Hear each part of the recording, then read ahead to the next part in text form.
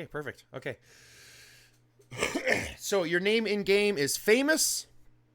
Is that what It is. that's what people know you as? Famous? Yes. Famous? That's funny. I saw your name Famous Amos and I suddenly got a little hungry. Is that bad of me? I don't know. Well, yeah, it used to be Famous Amos, but it was too long and it made my shelter hard to fit in spots, so I shortened it. Oh, nice, nice. I get that. I can appreciate that for sure. Okay, so let's back out a little bit here first. It's good that you have everything recalled. That's perfect. Let's also start by taking armaments off of all of your heroes. Let's just I did that yesterday with Rage. Perfect. And I don't know if you want to kind of check them out anyways now, but well, just for an example, on a mass deploy, well, just saying, like I had A setup for all three.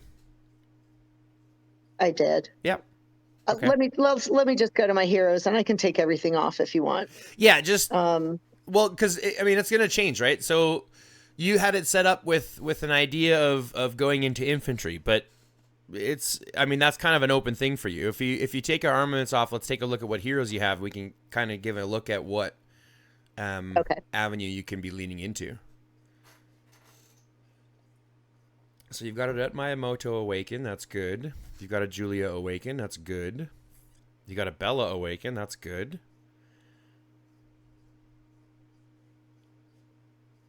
A dude is also awake. Yeah, I see that. So you've got a little bit of a mix so far, which is decent. How close is your Ragaro? 2 skills off Awakening, that's good. Daryl's getting there too.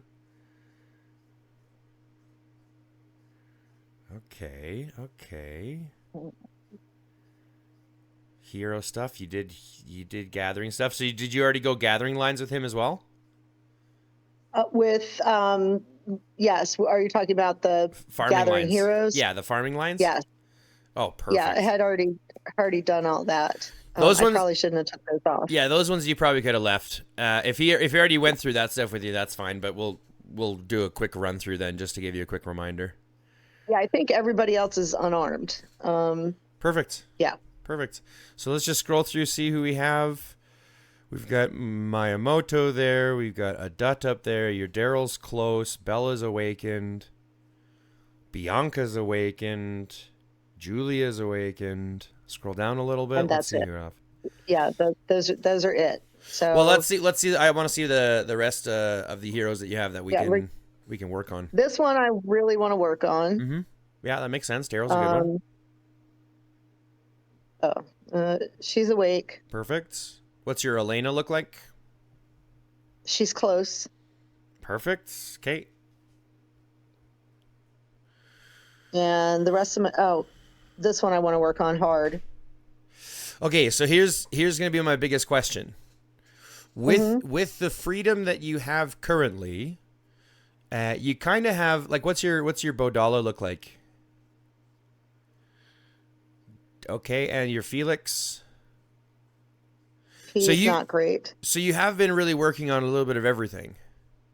Yes, unfortunately. Okay. So this is going to come down to, I think the hardest question that you're going to have to come to terms with is going to be what your investment into the game is going to look like. It's going to be infantry. Right. So if what you're looking at is a situation where you're like your investment in regards to how much you're spending, right. If we're staying on the low to mid side of things, you're going to want to pick one and then hyper focus that type. Okay. If you're going to spend a little bit more on the higher side, you can look at doing a couple because you do have a decently balanced account. You have options to kind of play around with. I assume it's going to be on the low end right now because we are not employed at the moment. So. Oh, sure. Okay. So in that situation, then what I would suggest doing is hyper focusing everything into one arm of the type, right? And if you want to go infantry, that's totally fine because you do have 2 awakened infantry heroes. Bodala and Eileen are very close behind. Right. So if that's the case, then what I'm going to suggest is not working on your Daryl, not working on anything else right now, letting them kind of grow organically. Okay. You can still, like, if you do, like, I still do the free spins in Bounty. I'll still do a couple of spins in Bounty and things like that. So if I get a couple of frags for them during the Bounty roulette or the Lucky roulette, you know, I might do a couple of parts in there. But ideally what you're going to want to be doing at this point is probably just focusing into your infantry set, and then using your using your ranged and riders more as like a backup. So you can still run them in the field if you have decent armaments for them. You can still run them in the field because you are balanced in that set. But I wouldn't invest more into them at this point, because that just means that you're having to spend more money to be able to make them all good. Understood. Okay. So, and am I correct that my support hero does not need any arms? Yeah, that's correct. Okay. Yeah, this opens up a lot of armaments. You only need armaments on the leading heroes of the marches. Okay. So let's back out here real quick. We'll talk about armaments here in a little bit. The first thing I want to do is I want to take a quick look at your account. So go to your profile for a second. Good kills. Nice. And click on your squads for me for a second. No. Did you go through squads? It's not embarrassing. No, that's not embarrassing. You know, I mean, everyone's going to be building. That's not a problem. The only issue that I see that is an issue is the amount of cars that you have. That's a lot of cars. Yeah. Yeah, you need about 160,000 to 170,000 tier 1 cars. And the rest you can actually get rid of. Okay. But I'll give you Sorry, go ahead. I have a question about for doing like resource raids.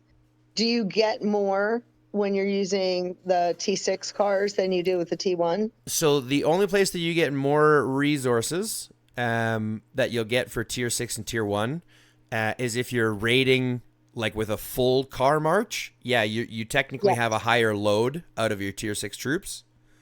Right. But we're still doing that a lot in this region. So which is why I wanted to have some. So click on your tier 6 infantry for a second in the barracks for me. Go to the infantry barracks for me. Oops. And then click info and click on the tier.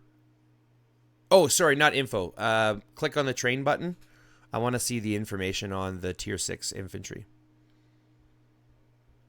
And then click the little exclamation mark in the top left. Load 16. Okay, back out for a second and then go to your cars one.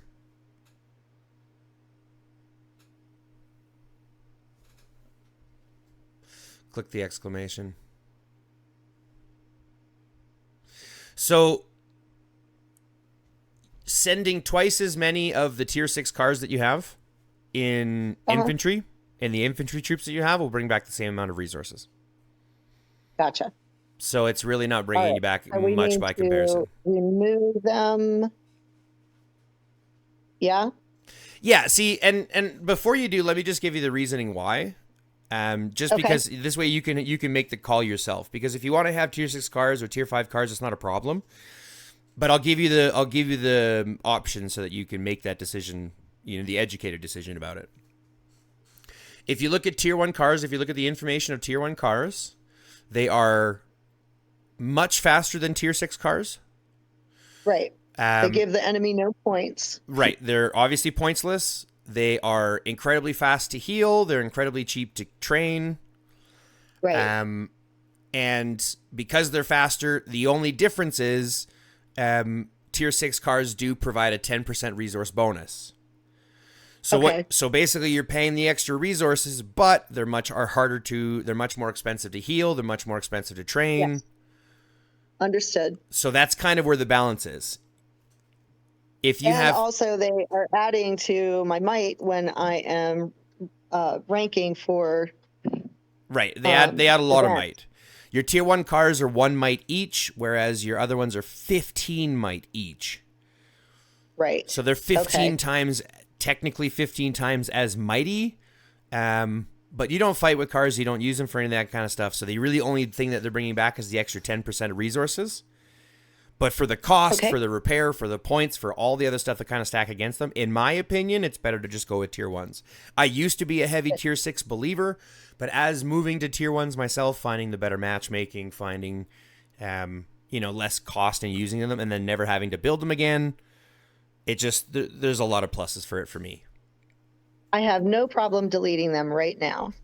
Okay, cool. So then I would delete the tier 6s. I would delete the tier 5s. And I would probably delete about 150 tier 1s.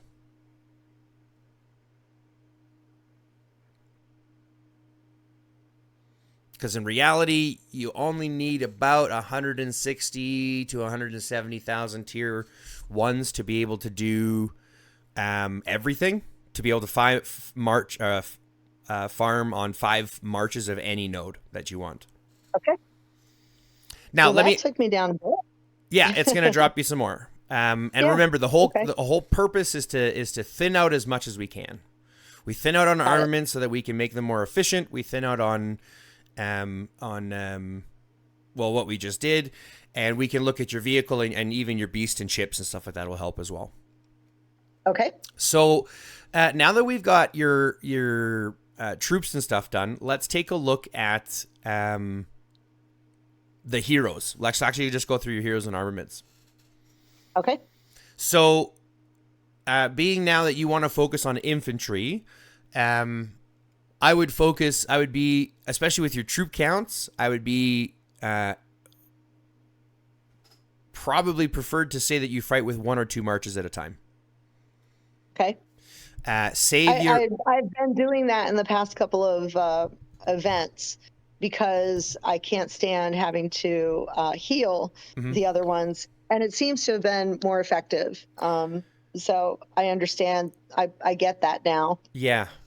It's one of the things that I think it's a hard lesson for people to learn because fighting in the field with 5 is fun, but it's the most expensive way. You're going to use the most amount of resources, the most amount of speed ups. You'll earn the least amount of points because you're sending more troops to the hospital than end up killing with them.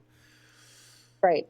So fighting with 2, maybe 3 is kind of going to be beneficial. It all depends on your armaments, and this is where this is where you're going to want to change your mindset a little bit. I don't personally fight with a march in the field until I have an armament set between 3 to 3.5 million. 2.5 if I'm really struggling. Yeah, that's where I'm at, really struggling. Okay, so then if that's the case, then what we're going to want to be doing is hyper-focusing to get at least 1 march to that 3 to 3.5 million as fast as we can. Okay. Because that 3 to 3.5 million is really where you're going to start to notice some more difference in the field and starting to get better trades, because that's going to put you above the average, because the average player is going to have 2.5. They're still using purples and things like that for their fighting marches. Okay. So you get to 3.5. That'll put you on the higher part of the averages, which means that you'll be doing better in your overall trades. Got it. Okay. So if that's where we're at, then I would suggest looking at maybe even doing 1 march, setting up 1 march really well and fighting 1 march as strong as you can with your alliance, fighting behind some of the people that are fighting 2 or 3 marches at a time. Because understood. The simple math, the same way I explained it to Rage, is if you've got 4 people, each with only 2 marches, but they're the 2 best marches that they have, that's going to be better than 2 people using 5 marches apiece. Got it. Right? Same type of calculation we want to think about. So have your 1 or 2 marches be as super strong as possible. And I do see you have an awakened Bianca as well, so this does give you some flexibility to use her in the field with a secondary march as a debuffing line. So you just put like your tankiest hero with her, knowing that one's not going to be dealing damage, but their whole purpose is to debuff, right? Yeah, I think I had for a mass deploy, I put Ruggiero behind her. Well, unless you have armaments for the leaders, I would probably put her in the support role. Because again, we're talking armaments, right? And if we have to work on a whole other set of armaments, that's a whole investment, right? So looking I probably don't have her set up right anyway, because I was using her for garrison. Bianca? But she's, Okay. Well, she was my strongest hero at one point in time, but maybe you can help me fix her. Well, we can look at talents for sure. I mean, talents are pretty consistent throughout for a lot of the heroes with a little bit of variance. So I don't know what I had her. Well, click on her hero talents and see what you've done. Yeah, I had her support and a different leader. way, I guess. Yeah. I mean, I just changed that's not bad. That. That's actually not bad. You're focused on rage. You're focused on infantry. On leader. So you're providing a lot to everything. So that's not bad for her leading in the field, to be honest. Okay. The general tree is pretty poopsicles anyways, so I wouldn't necessarily put any points into it regardless. Got it. Okay. Yep. Okay, so let's take a look at armaments, and let's put armaments on our top line. So knowing which heroes that you have, who would you suggest would be your best leader? Well, Miyamoto. Okay, and who would you pair him with? A dude. Okay. Yeah. So this is where you're going to ask yourself a question. No, I take that back. Okay. I'm going to pair him with Eileen Volt because she's got more damage. Okay. May I make a suggestion? Yes. I would suggest pairing a Dut with Eileen, because the one thing that that Eileen needs is defense, and the one thing that a Dut provides a decent amount of is defense. Okay. So if you lead with a Dut and you have Eileen Volt as your secondary for that secondary line, right? Once you get Eileen up, first things first, let's look at just running a Dut and Miyamoto till you get Eileen up. Okay. Once you awaken a Dut, or once you awaken Eileen, we can look at swapping them around. But right now, you should be looking at a Dut Miyamoto as your main infantry fighting line. Okay. And the reason I suggest that you lead with a Dut and counter and you co-lead with Miyamoto, if you go to a Dut's talents for a second, and let's go all the way over to the right. Let's take a look at the skills talent tree. There's two things I'm going to mention. First things first, you've got 6 points in the skills tree that you could take out and put into the infantry tree instead. Okay. That would be the 6 on the inside, the 4 that look like a skull being frozen or something like that. Yeah, the double-edged sword. Okay. Double-edged sword is...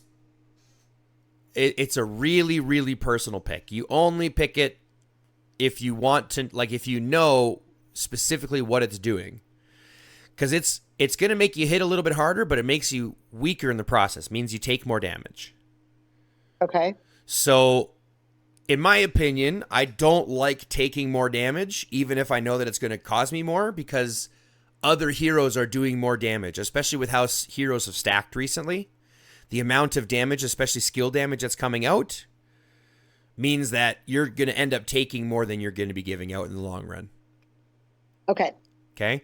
So then I would put those into the infantry tree. And where you had the infantry tree, like I would go all the way full left on the, all the way up to the vest. So I'd click the vest. I would do that one all the way up.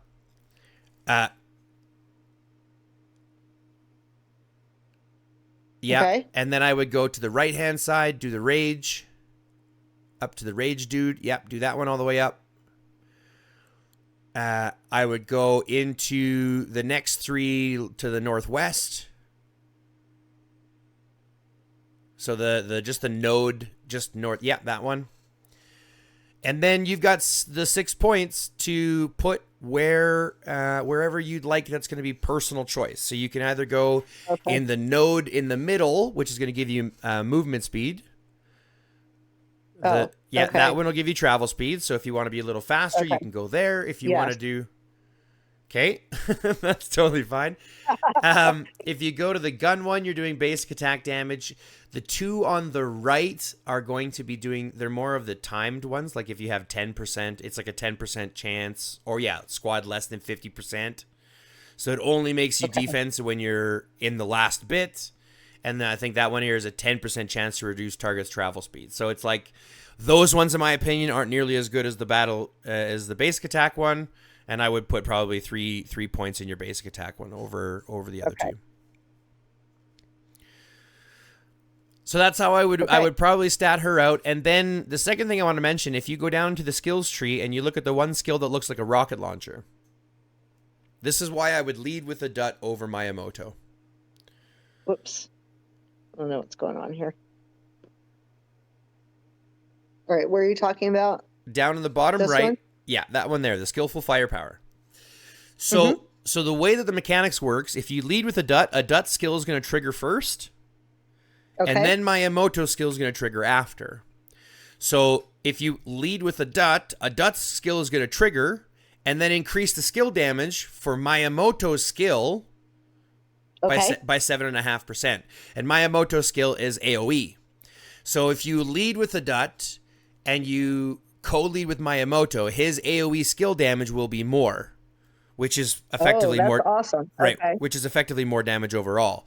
Now, if you lead with Miyamoto and you have a Dut as co-lead, she's going to punch the individual target harder. So it'll do more damage to one target versus more damage to multiple targets. Okay. So that's kind of the mentality of why you'd want to lead with a Dut. So I would look at, for the moment, let's equip a Dut with the best that we can and see what we can make her up to. All right. Sounds good. Now this has to go.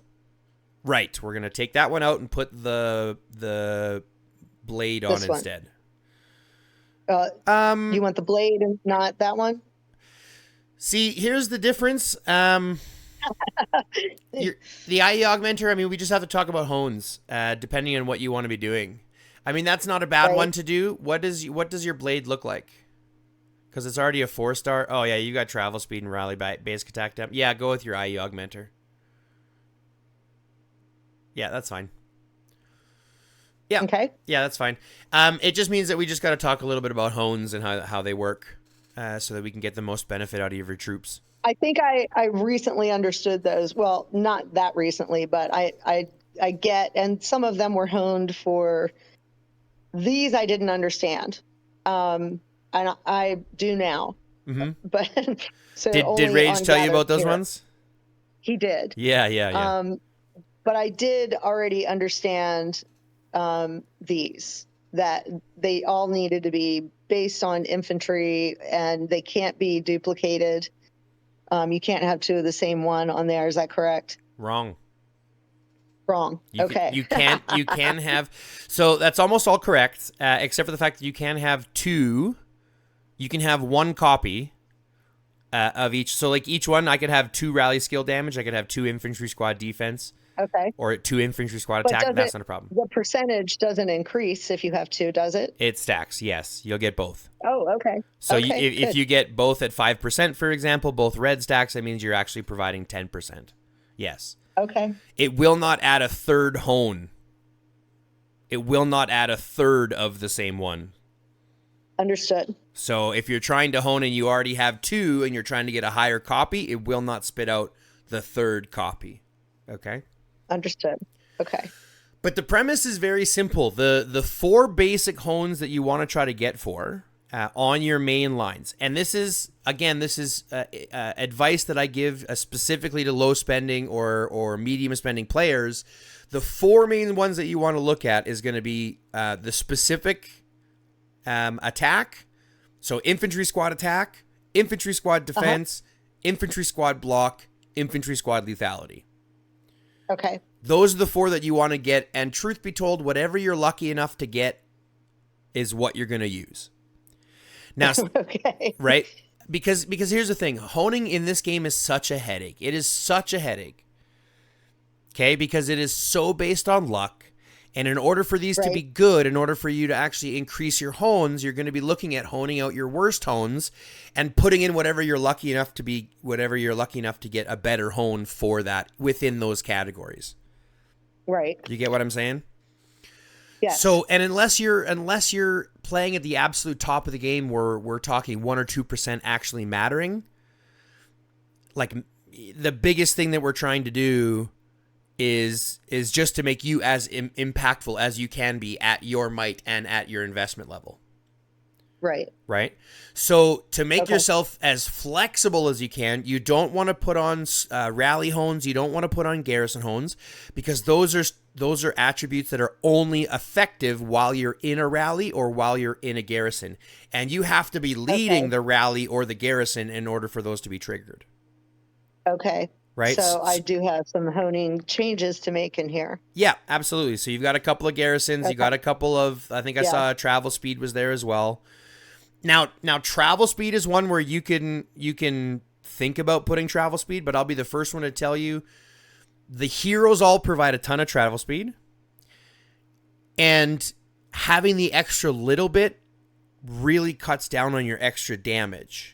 And unless you're building a squad that's specific to going out there and, let's say, hunting down farmers in AR, or hitting and running and hitting and running and hitting and running and knowing that you're going to be out in the field longer, not doing as much damage, especially as an infantry main, it's not necessarily the best, because you can always be outrun by riders. Okay, this is good information. Right? So I look at it and say every hone that you have in travel speed is a hone you're taking away from damage. Okay. And unless you're building a set specific to do that, right, let's make sure that we're building a set for what we're going to be the best effective at. Okay. So any hone, like I said, garrison hones, rally hones, squad travel speed, you can get rid of those. Any of the gathering ones or squad load, I would suggest getting rid of as well. And only looking at those 4 ones: infantry squad block, infantry squad lethality, infantry squad attack, infantry squad defense. If you end up getting the squad ones, the regular squad ones, that's fine, right? Like here you got the squad block. Yeah, totally fine. The only difference is the specific ones provide you a max higher one. So the red on a specific infantry block is 65, whereas the red cap on a squad block is 60. Okay. So the infantry squad will provide you a higher cap. That's all it does. Okay. Right? So that squad defense that you have at 4.5%, eventually, once we're talking down the road, if that's the weakest one you have to do, you could always hone that out to put in an infantry squad defense, which will give you 5% instead of 4.5%. Okay. Does that make sense? Yes. But that's way down. Like that's just an example of what we're talking about. Right. Okay. Okay. So now that we have a DUT set up and you have an idea on which hones to kind of look at for her, let's look at possibly setting up a secondary line. All right. Just because we want to be able to have that secondary line, because like I said, we do have Bianca, and it would be kind of a useful thing to put Bianca there. Well, no one else is awake. Well, yeah, I mean, that's okay. We can do Bianca. No, we're not leading with Bianca. I don't suggest that we lead with Bianca. Secondary. Right. I want to put something like a Rigaro or a Tom or something like that. Something like that. Okay. We'll use Eileen. We will use Eileen. We'll get to Eileen and use her as well. The only reason I am suggesting something tankier is to provide that buff for longer. Like, if you want to go with Eileen and run Eileen Bianca, that's fine. But I think the problem is that you'll end up sending Eileen Bianca home a lot. Yeah. Well, you might actually not. Actually, you might not. It might not be bad because you did the 4th skill, correct? On Bianca, on Eileen? Yeah, so you have her travel speed and you have her damage. So, I mean, it's actually not bad. If you wanted to lead with Eileen and go Eileen Bianca, that'd be a decent secondary line. And then you can work on Eileen and Bodala and get them both, because they'll be your next kind of infantry needs. Bodala is super effective. So we're going to do Bianca for now as the secondary. Yep, to Eileen. Eileen as the first. So she gets equipped. Yep, and you can just quick equip her for now. Swap out that device. Psh, psh.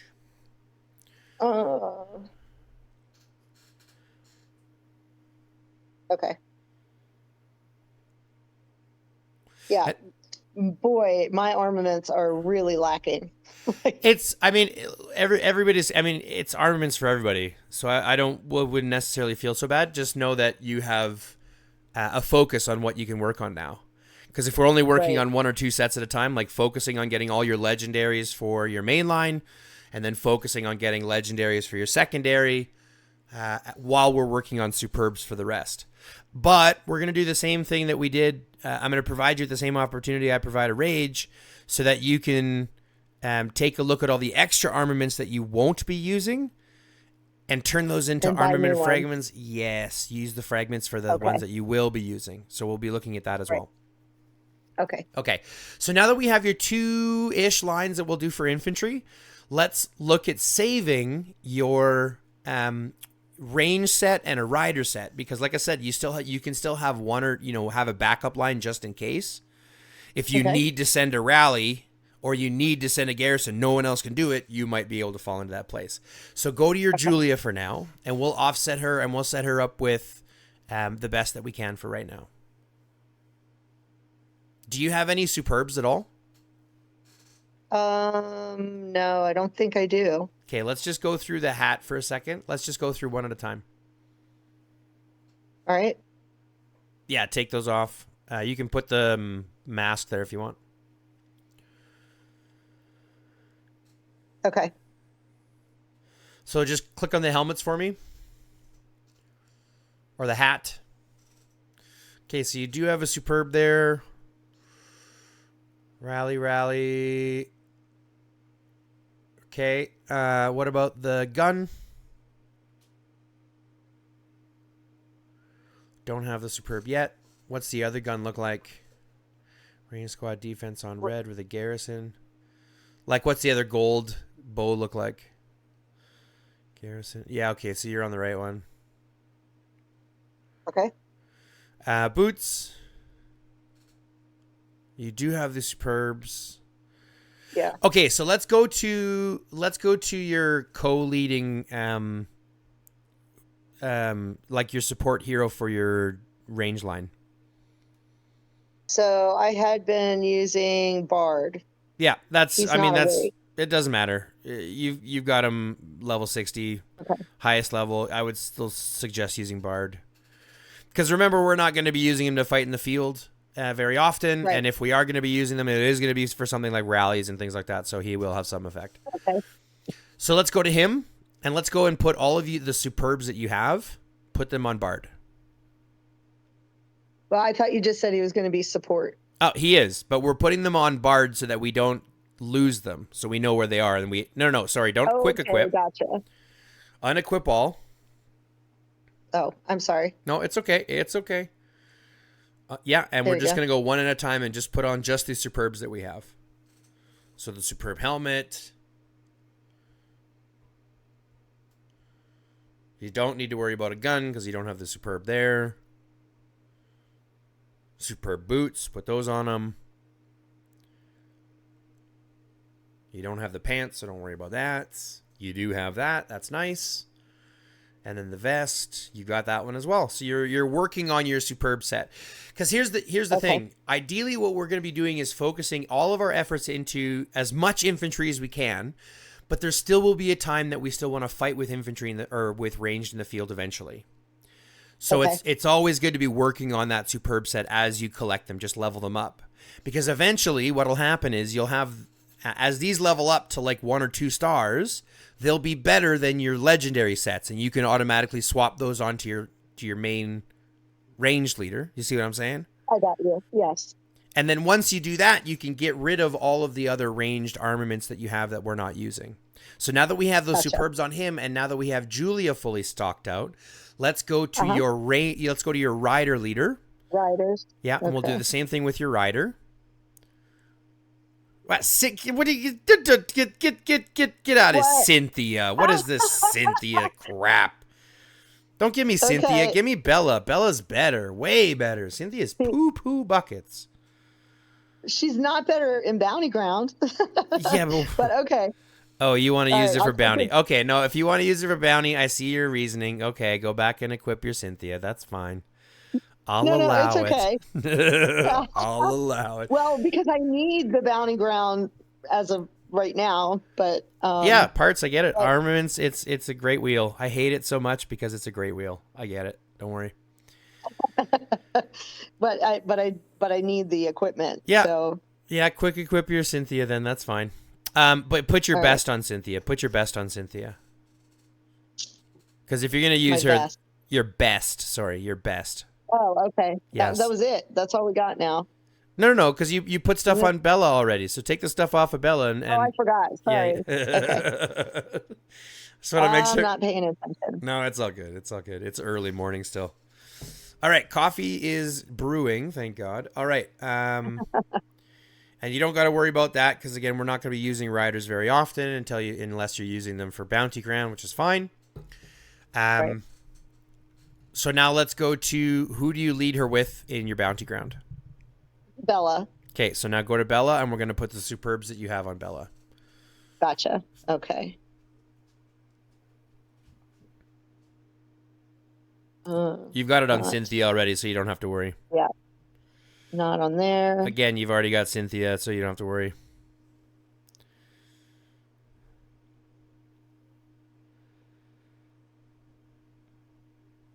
Perfect. Okay, so now when we back out, let's go look at your leader hero. Let's go look at Bianca, and let's equip Bianca with all of your superbs. No, not a quick equip, sorry. We're gonna do just the superbs.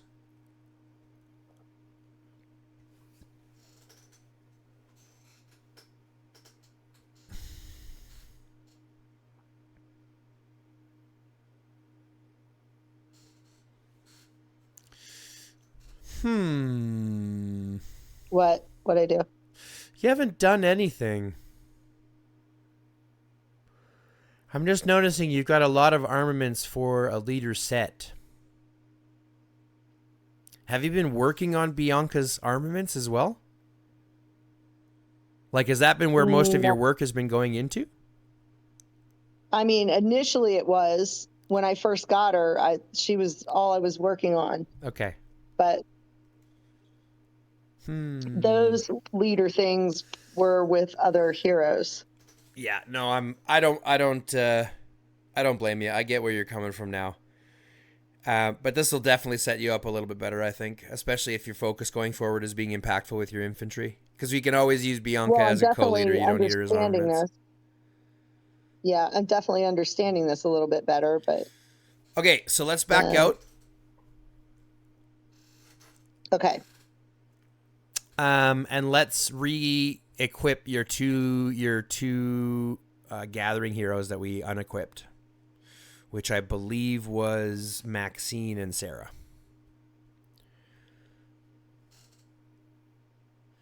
So look at her gun. Yeah, give her a device. Device first.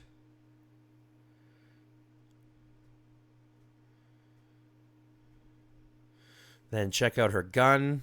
See if you have a shovel. You only got a blue one. I wouldn't. No. Don't use it. Don't use it. Don't use it. Okay. Let me ask you a question. Yeah. And it's the same question I asked Rage. You kill a lot of zombies, I assume, correct? No, I hate killing zombies. Oh, then this is even an easier question. Do you ever need help killing zombies? No. So why are we having a zombie equipment? Yeah, I don't know. I got rid of most of my zombie equipment. I didn't even realize some of this was here. You know, it was all about might. Yeah. So. No, I totally understand, but this becomes the easiest thing now because we're gonna get rid of all the ones that don't do any good. Okay. She doesn't need any boots. What do you have her? Do you have her farming oil? Like, did you do the same setup that Rage did, or do we want to do that setup real quick? I really didn't have a focus on what she was gathering, or I can't remember what it was. How about that? Okay, so let's equip her with the pants. I'll equip her and then I'll tell you what we're doing after. Okay. So you don't have pants for her, don't worry about it. Backpack. That'll go in your wood gatherer. Okay. And vest. That'll go on... Oh, anybody. Put that on anybody. Okay. Put it on her? Sure, yeah. Equip her, that's fine. Okay, and then go to Max or Sarah. And let's go to equip her. Yeah, put your device on her. You want to put the rubber boots on her? Nope, the rubber purple boots. Oh. Yeah, they provide food gathering speed. Okay, I see. And then that's all for now. Go to Jeremy. Put him the backpack. Yeah, that backpack. And then go to Alexander.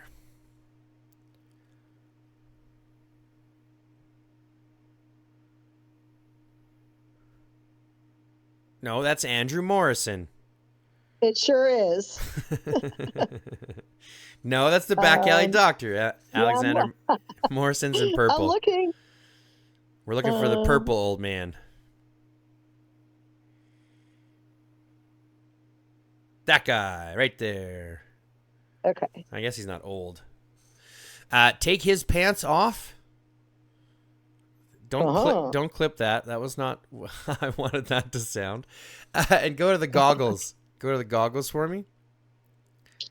And see if you have the right goggles. Head space. Yeah, and you have the right goggles. Put those on him. Okay. Perfect. Now, if you back out, let's go to the old man, Andrew Morrison, the one guy that I told you not to do originally, but now I need to go back. Man. Yeah. Let's equip him, and I want us to equip him with any of the extra things that we have that'll be gathering things. So let's check out the... So you don't have any of the pants for them to worry about. Boots. No, not yet. Gun. No, not yet. And goggles. No, not yet. Okay, so this will be easy. Back out and go to your armament bag.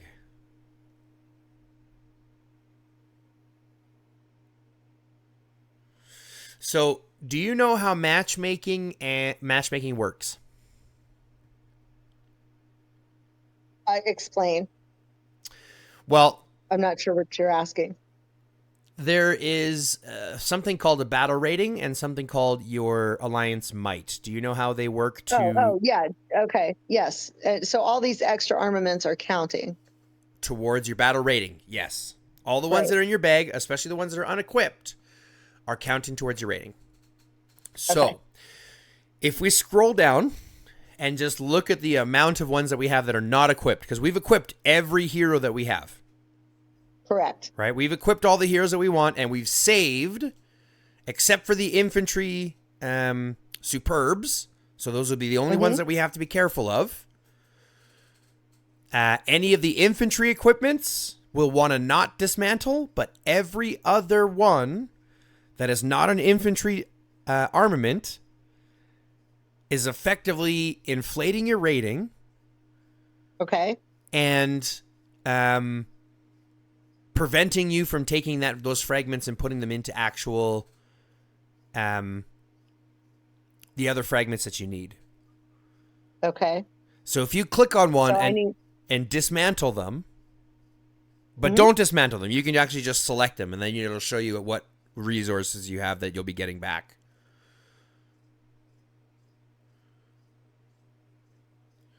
Now, if you click the multiple button, and that way we can just go one at a time.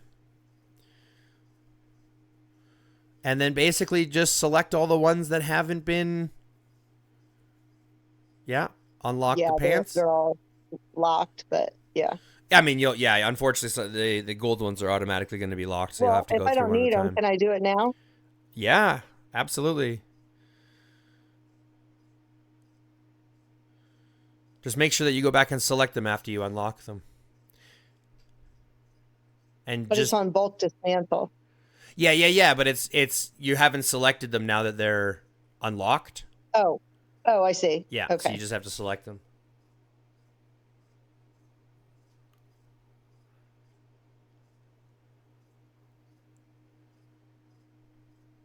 Just remember, don't do any infantry ones, right? We'll keep all the infantry. I selected it so no infantry was on here. I think they'll still pop up because of the fact that the filter is different now that we're in the dismantle screen. Okay. So just be careful because there's a vest. Oh, I see. Okay, I see. Yeah. But you got another helmet there. There was another biker helmet just up a little bit, 1 or 2 spots north. Okay. Yeah.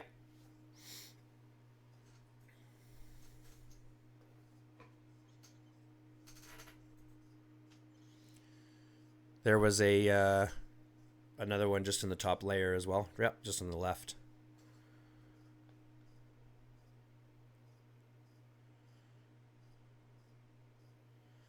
There's another gun, another vest.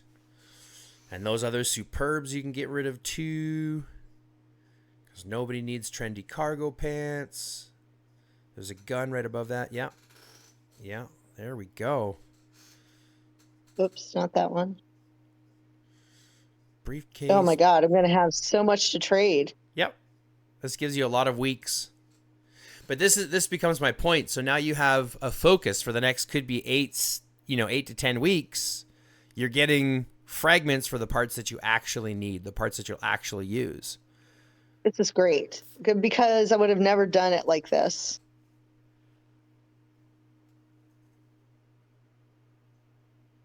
It's hard to do until someone tells you to do it. Wow. Yeah, it's kind of crazy. I'd even do the purples too. Here's the way that I look at it when it comes to purples as well. Mm-hmm. The purples are only there because a level 3 legendary is better than a level 5 elite. Okay. Okay. So as soon as you get a level 3 legendary that can replace your purple, you're going to sacrifice that purple, kick it the fuck out of here, and start building your purples only for your farming heroes. Because farming is just as important for this game as anything else. So I build my purples to farm and my legendaries to fight. Okay. Does that make sense? This is very helpful. Do all of these, right? Yep, all the purples. Purples don't matter. And we've already equipped your farming ones. Purples don't matter. Nope, you get a purple. Okay. Yeah, you don't have to be special about those because we've already equipped your 2 main lines. I'm going to be rich. Yeah, this will give you a lot, and it gives you hones, and it gives you some of the hones that you use back, it gives you some of the rare hones that you use back, and it gives you a ton for the exchange. I did not know that it would give that. That's awesome. It's not all of them. I don't know exactly what the limit is. It's only some of them. But this will give you enough, and then I'll tell you when to use the rare hones to give yourself the most impact.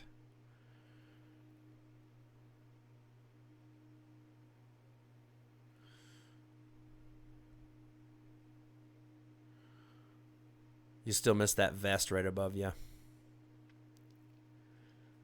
It did not unlock when you first did it. It did not. It's like, no, don't dismantle me. I swear I can do something.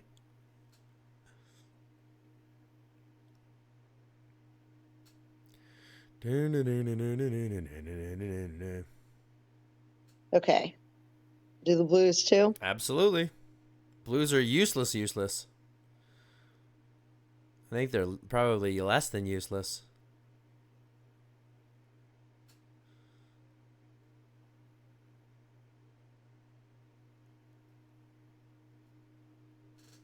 All right.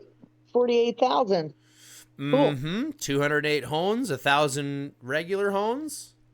This is awesome. You're on your way. So I can hit it. Yeah, absolutely.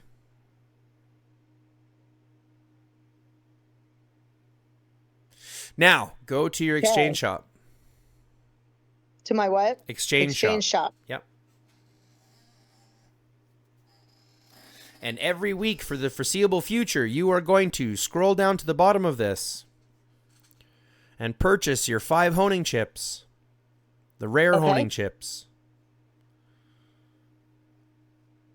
Yeah. Okay. You're going to scroll up to the top. You're going to buy all of the choice boxes.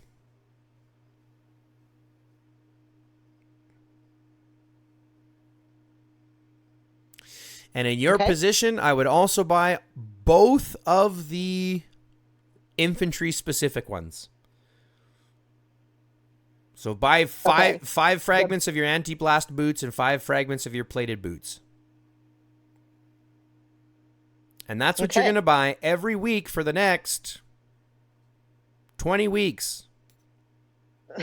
Okay. For the next 46,000, well, except for all the new ones that I'll be dismantling. Yes. And then remember, you can dismantle anything that you get. So anytime I get a legendary that's a riders that's not a superb, gets dismantled. We don't need it. Okay. Because you're working on your superb set, and you can fall back on the one that you have. So you can still work on the set that you have for your range sets, right? You can still kind of work on those ones. But don't let them invade your life. Focus on doing the major thing, which is focusing on those infantry lines, focusing on building up those 2 lines. And then once you get those lines to 3.5, you can add a 3rd infantry line. Because by then you'll have Eileen awaken, and you'll be able to do more with that. You see what we're saying? Yes, this is great. Okay. And my might really isn't that. I mean, I'm 10 million down, but it's not annoying me.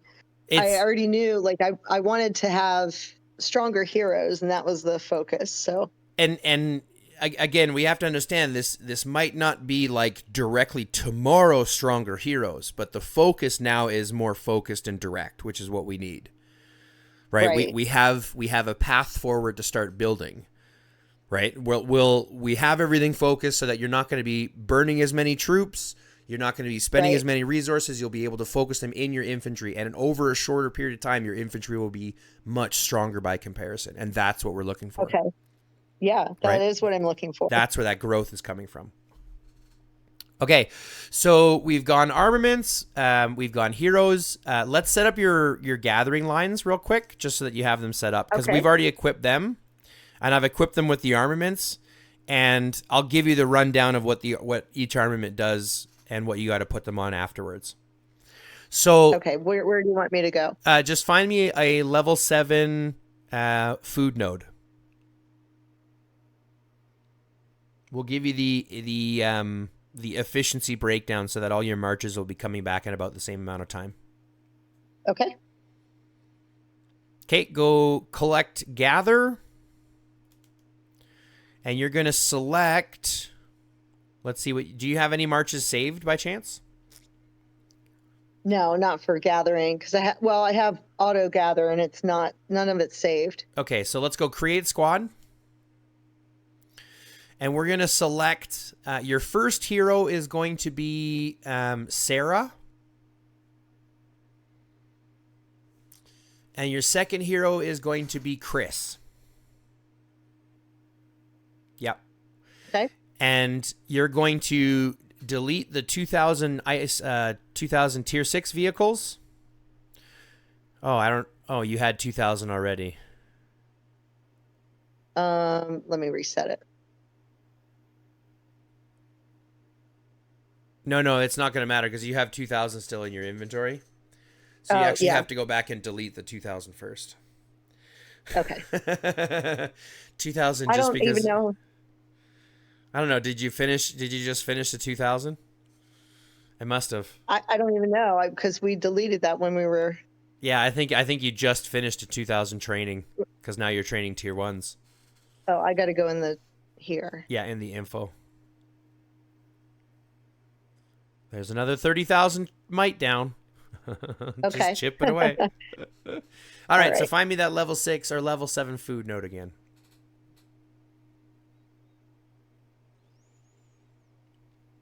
And we're going to go with Sarah and Chris.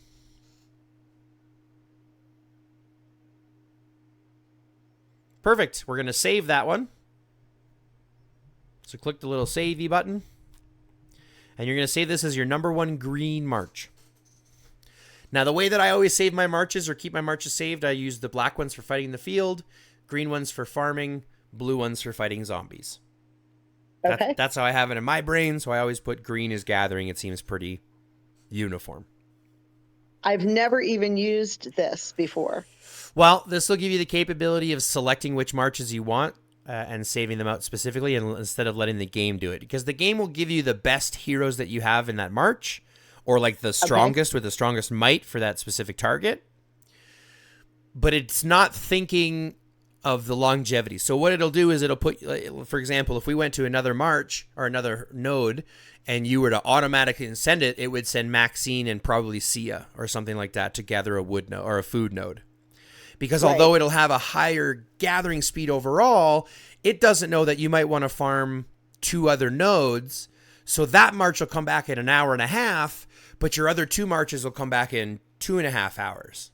So there's an hour gap between when the first one's done and when the last one's done. All right. What we're going to do is we're going to balance these so that all 5 marches will come back within about 10 minutes of each other. Oh, wow. Okay. So that means that instead of logging in once to send out 1 march, you can log in once and send out all 5 marches to farm. Got it. Right? So this is what we're going to save for food. Next, find me a level 7 wood node. Actually, send that march out. Send it out. Oh. So gather, create squad, and then click on the 1 green. And it'll automatically... Go to here? Nope, you can just click the little ball. Let me go back and look at that again. Yeah. If you just click the little green ball. I don't see it. Right under the little switch. Here. Yeah, just click it there. Ah. And it'll automatically pull out that save. And if you'll notice, the load is exactly enough to cover that full node. So you're not going to leave any nodes behind. Okay. So now we find a level 7 wood node. And this one's going to be create your squad. That is your wood march. Nope, you are good. Okay. Yep. Use Michelle. And then save that as your number 2 green. Okay. Now send that march out. Find me a steel node.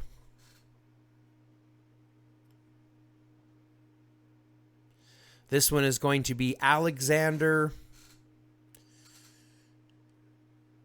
You're going to lead with Alexander, and you're going to co-lead with Angela. That's Andrew Morrison again. That's Andrew.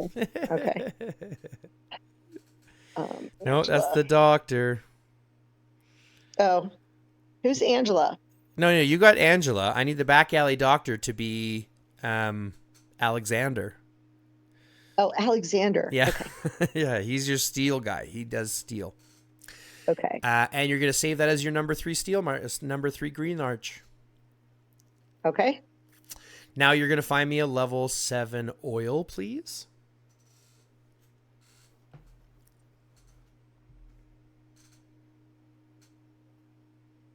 Nope. Find us a full level 7 oil, please. Oh. You can just click the search button again. It'll search again to a new spot. Okay.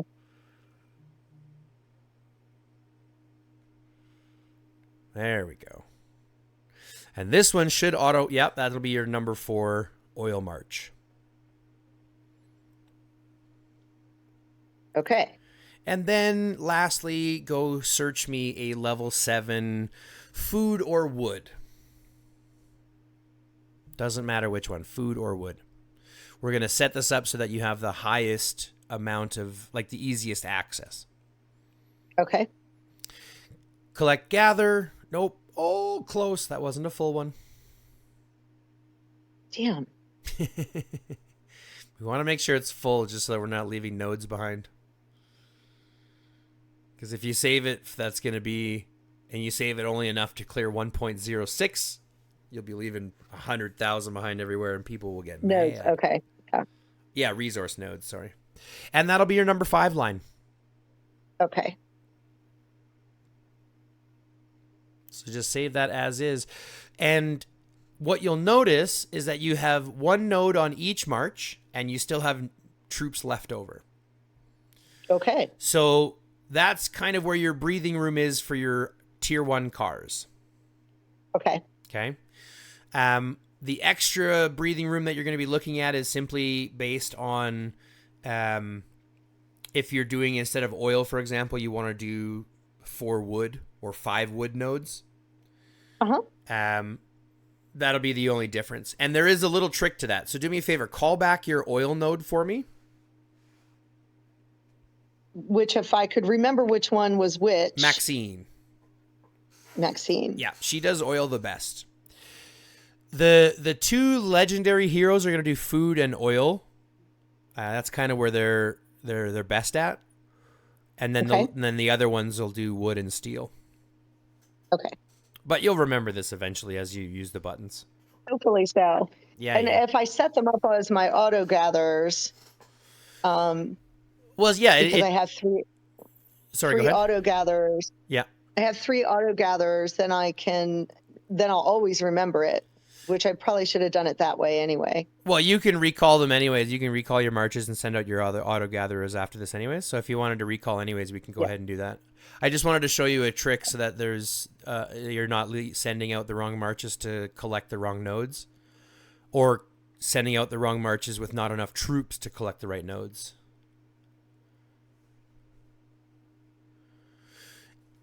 Here's another trick. If you see where you see where the image of your troops are? You see the up-down button, the up-down arrow? Right next to so where the image of your troops are, and it says 4/5, right next to it, there's an up-down arrow. Oh. If you click that, you can actually, instead of clicking each troop and dragging them back and clicking each troop and dragging them back, there'll actually be a return button right there instead. Oh. So you can click that and return them that way. And it's easier this way to return them from rallies and garrisons instead of having to go. I had no idea that was even a thing either. Yeah, well, there's the big one. So now you don't have to go into the rally section and to the march, find your troops to recall them, to resend them. You can just click that button, recall them directly from there. Wow. Okay. Yeah. Stupid little tricks that I had no idea about. I didn't learn that one until about 6 months ago, so don't feel bad. I just know it now. Okay, so if you go to your auto gatherers, and let's say you want to do 2 wood and 1 food. Right. Okay, so you're going to click on your food node first. You're going to send out your 1. Press your 1 button. Okay. And it's going to send out enough to cover that 1. Go to one of your wood nodes, or whichever one you want. Yeah, press 2. Just to make sure, click OK. Now go select your 3rd now. Now here's where we're going to be a little tricky. If you press 4, it will automatically change the load to what we had saved before. Oh, yeah. Which will be too small. So all that we want to do on this one is make sure that that load is the same. And it automatically populates. If you do that last, so this one here, you see how it changed the load? Yes. Yes. So press 4. I'm going to see if this trick works here. I don't remember if it works here or not. Now click on Sia. And click on her image.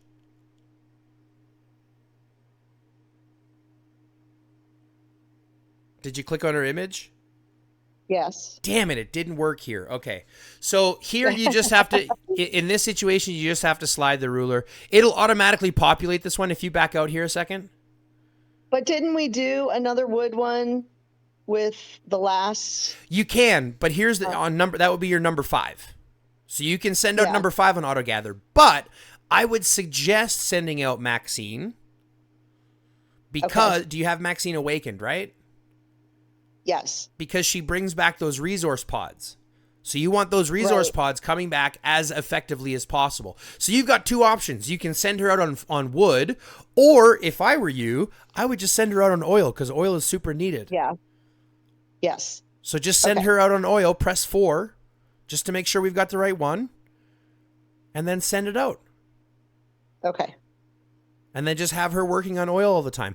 And you want to have her, and I noticed this, like I said, I want to put her on my auto gatherer so that she's sending out as efficiently on getting those bonus resource boxes as we can. Okay. Because I'll end up looking in mine, after a week of forgetting about them, I'll look at it and it'll be like 100 and something plus just from putting her in that position. Perfect. That's great. Okay. And then from here, you can just search and put out your other 2 marches to gather, or you can do whatever you want. It doesn't really matter. I don't really care. Right. We've gone through the hero part. So, are there any other questions in regards to heroes, armaments, farming, gathering, anything like that? Oh, I do want to talk about armaments, which armaments to put on your gathering heroes. So let's actually take a look at the old man, the Andrew Morrison that we've been dancing around so much. The one who I can't really remember his name. Right, until you click on him, and then we all remember his name. Okay. Okay, so if you go to his armaments for a second, and you click on, we're just going to go around the circle, and I'll tell you which armaments to put on which heroes. Okay, so the goggles, you already have a 5-star stealth goggles on your steel gatherer, but you'll notice it by its own right provides steel gathering speed. Okay. So now, because this Andrew Morrison has the capability, because he's in your flex position, he can farm any resource. We're going to put every one that we can on him, because that gives him the most flexibility to farm everything. Okay. Right? So he's also going to get a pair of goggles that you can build up to level 5. Okay. Okay. And then on both pairs of goggles, you're going to hone in gathering speed, squad load, or this will be the only situation where I actually suggest putting on travel speed. Okay. Does that make sense? Yes. Okay. And like all this shit needs to be rehoned. Yeah, and you can just rehone those with regulars, and we just got you, I think, 1,000 of them or something like that. So you can rehone those with regulars. Don't use your rare hones on these. Okay. Don't ever use your rare hones on these. I'll give you a specific time to use your rare hones. Okay? During the honing challenge. Right. Specifically during the honing challenge. So let's go back to his armaments. So you're going to give him a pair of goggles when you can. You're going to give him a shovel in the gun position. Because if you click on the guns... You don't have a shovel right now. That's fine. We had the only other shovels were I don't have other shit. poo-poos. Yeah, we got rid of everything. The shovel provides overall gathering speed. So you're going to put 1 shovel on all 5 of your gathering leaders. Okay. Make sense? Yes. And then build those up to level 5. So anytime you get elite fragments, those fragments should be going into farming armaments. Okay. Put those into farming armaments. Okay? Got it. If you go to the boots... Yeah. The farmer safety boots provide food gathering speed and squad travel speed. So you have that on your food gatherer. You also want to pair on this guy. And then get them both to 5 flexible. Right. Okay. And then get them both to 5-star. And then hone them with whichever hones you want to do specific. For him, I would put the specific hones of that item. So if this is a food gathering speed, I would put food on this one. I would put steel on the goggles. You see what I'm saying? Yes. Yeah, that's how I would do those out for this guy. Okay. You obviously want him to have a farming device as well. So build up another farming device. Get him one as quick as you can. Okay. Got it. So get him one. Even if it's a level 0, get him one anyways. The extra 10% is good. And the extra resources are good too. Yeah, I needed this. I needed this to be able to gather better. Yeah. Because otherwise you have to raid. Well, it not only that, but it gives you a lot less time. Like it gives you a lot less time between, or a lot more responsibility to log in more often. And I look at it. I'm like, I would much rather log in, say, once every guaranteed 2 hours and 15 minutes and send out all 5 of my marches versus logging in at an hour and a half to resend one, logging in an hour 45 to resend another one, 2 hours to resend another one, right? So being efficient with it just seems to be the best, route moving forward. Yeah, this is great information. Okay, so let's go back to his armaments. You got a couple more to know about, and then we can move on to what you need for beasts. So oil pants. There is a pair of pants that will provide oil gathering speed. Okay. They are the miner pants. They provide oil gathering speed, so you're going to put a pair of miner pants on this gentleman here, as well as a pair on Maxine, because she is going to be doing your oil. Right. Okay. Go to the backpack. Now, this one, you already have a 1-level strap case, but you are going to put a strap case on each of the 5 leaders. The reason being because it provides squad load. All right. And that'll allow you to use less troops to bring back more resources. Okay, great. So put a strap case on each one of your leaders. Same with your jacket. If you go to the jacket, you've got one of an example, the forward jacket. You're going to put a forward jacket in the purple on each one of your leaders as well, simply because it provides squad load, giving you more honing attributes that you can put on your honing speeds on. Okay, good. Make sense? Yes. Okay, so that's going to do the armaments for all of your for all of your gathering heroes, and we've done armaments for all of your leading heroes. We've formulated a lot more of your armaments, so now you got to focus on what to do those. We know when to use our hones. You use them just during the honing event, right? And don't use all of them. If you have 450 saved up, for example, or if you end up saving up more than 300, only use 300. Okay, only use enough to get your guaranteed red hone canisters. Because those guaranteed red hone canisters are super, super, super important. Okay, and how do I get those? The guaranteed red hone canisters? Uh-huh. During the honing challenge, if you use 150 hones, you'll get a guaranteed red hone canister. If you use 300, you get a guaranteed red hone canister.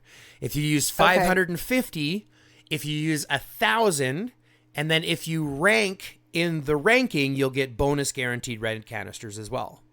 Oh, I've been missing out. Okay.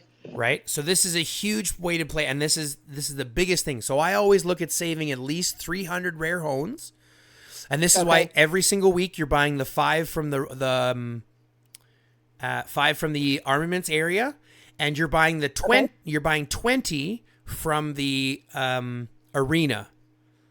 Every single week, you're buying the 20 from the arena. Right. Okay, so that's at least 25 every week that we can start saving towards that honing challenge. And when the honing challenge comes out, I don't know how often it is. It's really on a weird schedule. But yeah, in that store, you should be buying out your honing chips every single week over anything else. Those should be your first purchase. Okay. Yeah, I was using it for troop training, but I will definitely do that now. Yeah, the honing chips. So the way that I always look at it is this: because of how valuable honing chips are, because that's going to determine whether you're actually going to be able to fight in the field or not. You can have 5-star armaments, but if they all have shitty hones and you can't put hones on them, it doesn't matter. It's irrelevant. Okay. Right. So your honing chips are your most valuable thing. I'll give you another place that you can get honing chips every single day so that you can start building those up too. So your honing chips are the most valuable. You already have your equipment done, so you don't have to worry about that anymore.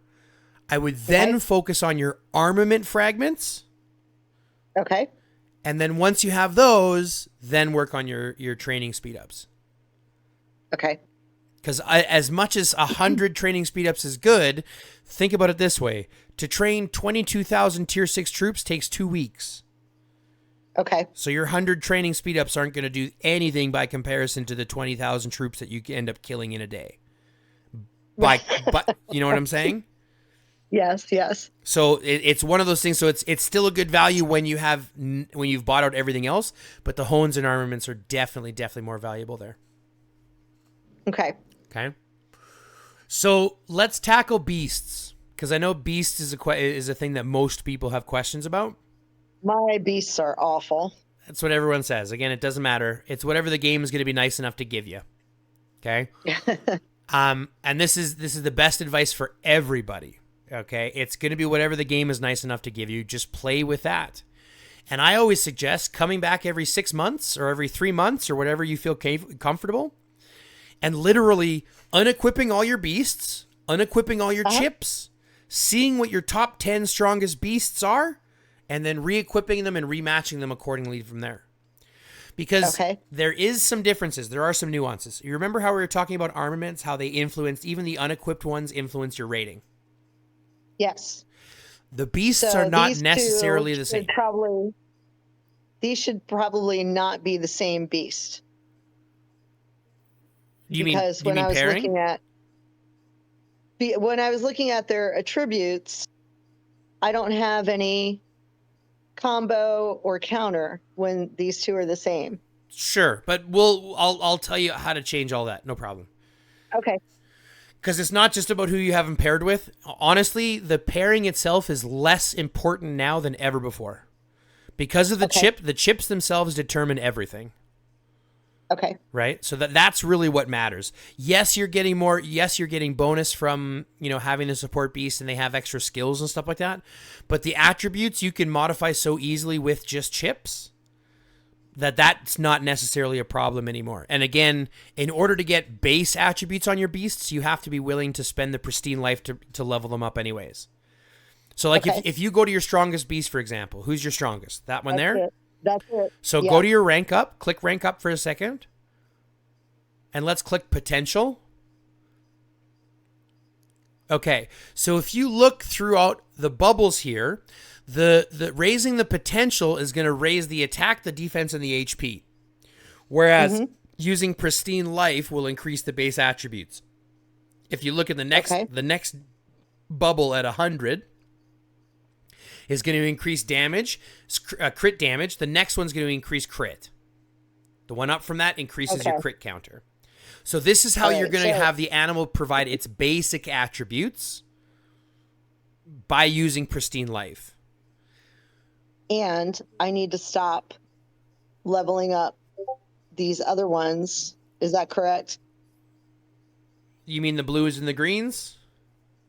The other beasts that I would use with different heroes, because I'm only going to be focusing on the fire beasts that go with my infantry. Is that correct? No.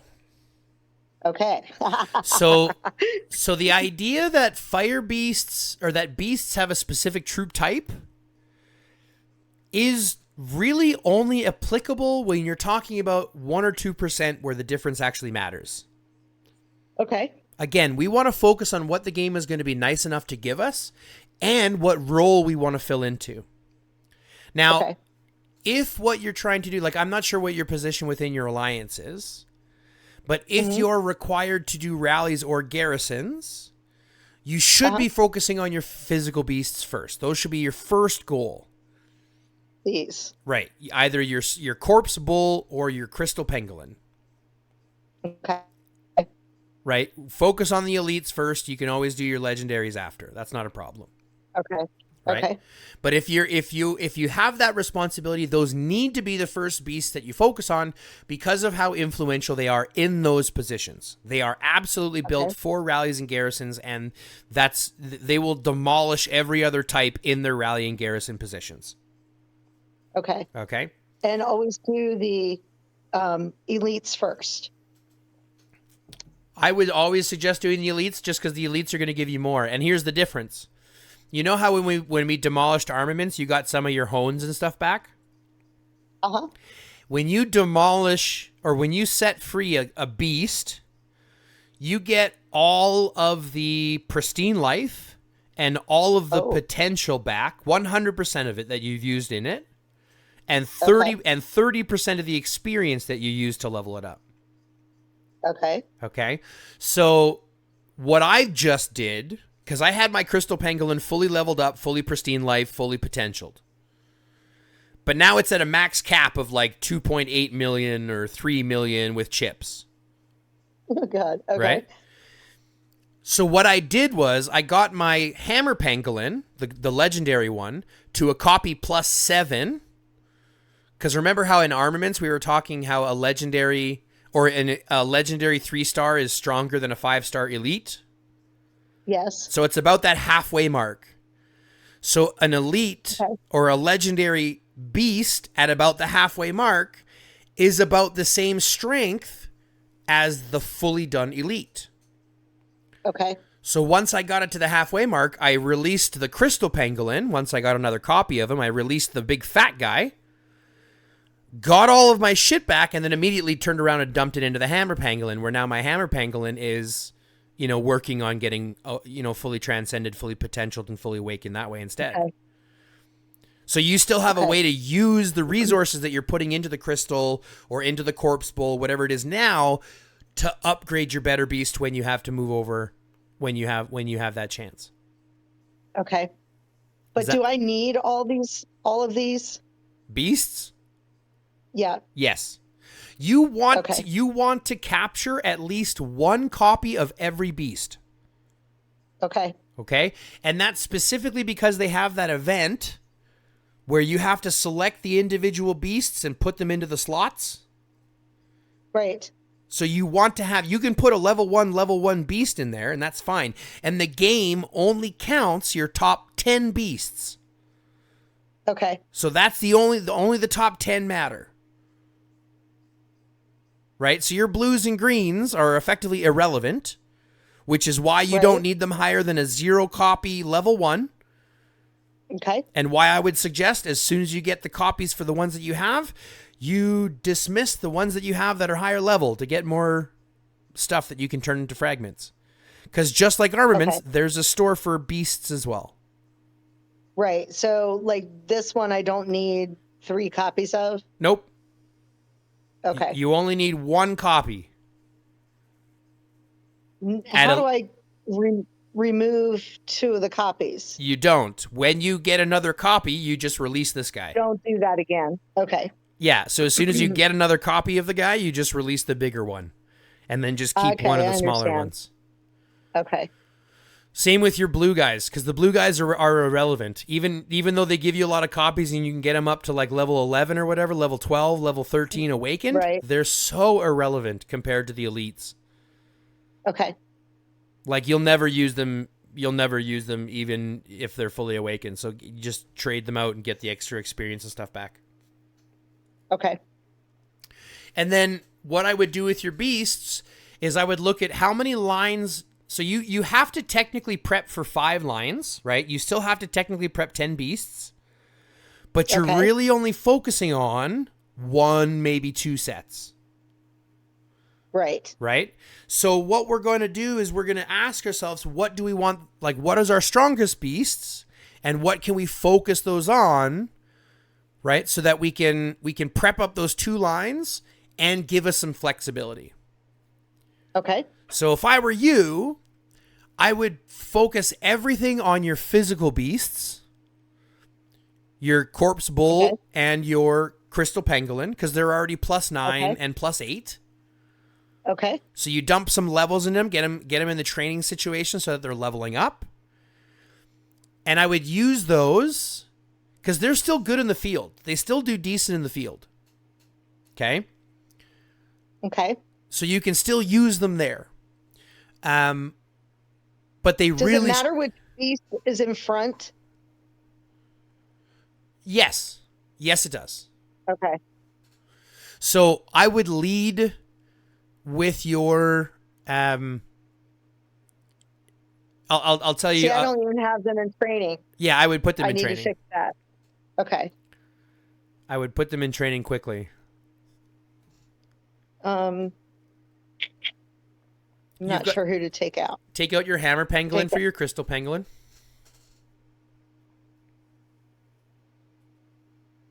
Because your hammer pangolin is only a 1 copy. He doesn't need to be leveled up. All right. You can start leveling more into him later. And then take this the Gale Draco. Yeah, take the one. Draco out. Yeah, he's only a level 1, so you can take him out and put in your crystal bull or your corpse bull. Yeah. Okay. And start dumping as much training into these guys as you can. Okay. And I'll tell you why you want to run them leaders instead of running them as co-leaders. Okay.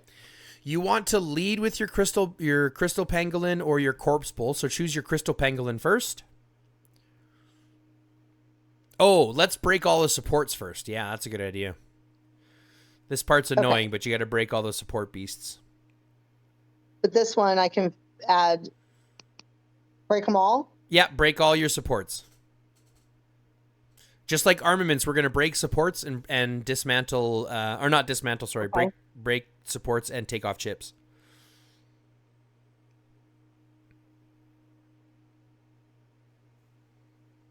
I wish there was an easier way to do this one, like unsupport all, you know?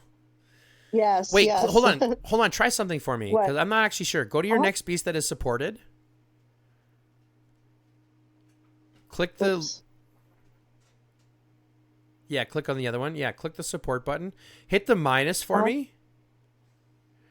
And then... Yeah, click OK. And then instead of backing out, click on another beast. Oh, haha. I wonder if this will work. Click on a different beast that might be connected.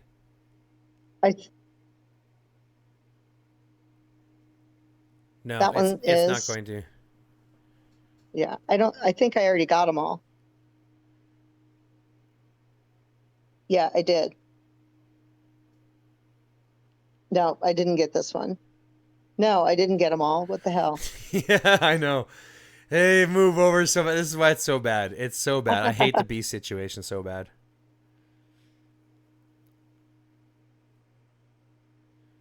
Yeah, I'm not a big fan. You still have the top pairing too. Jeez, I thought I got that one too. Yeah. Okay. The beast system is bad. And because I need you to do chips as well. Okay. Remove all the chips? Mm-hmm. And then we'll talk about chips as well. Because I assume there'll be a good conversation. I'm going to teach you about some things as well.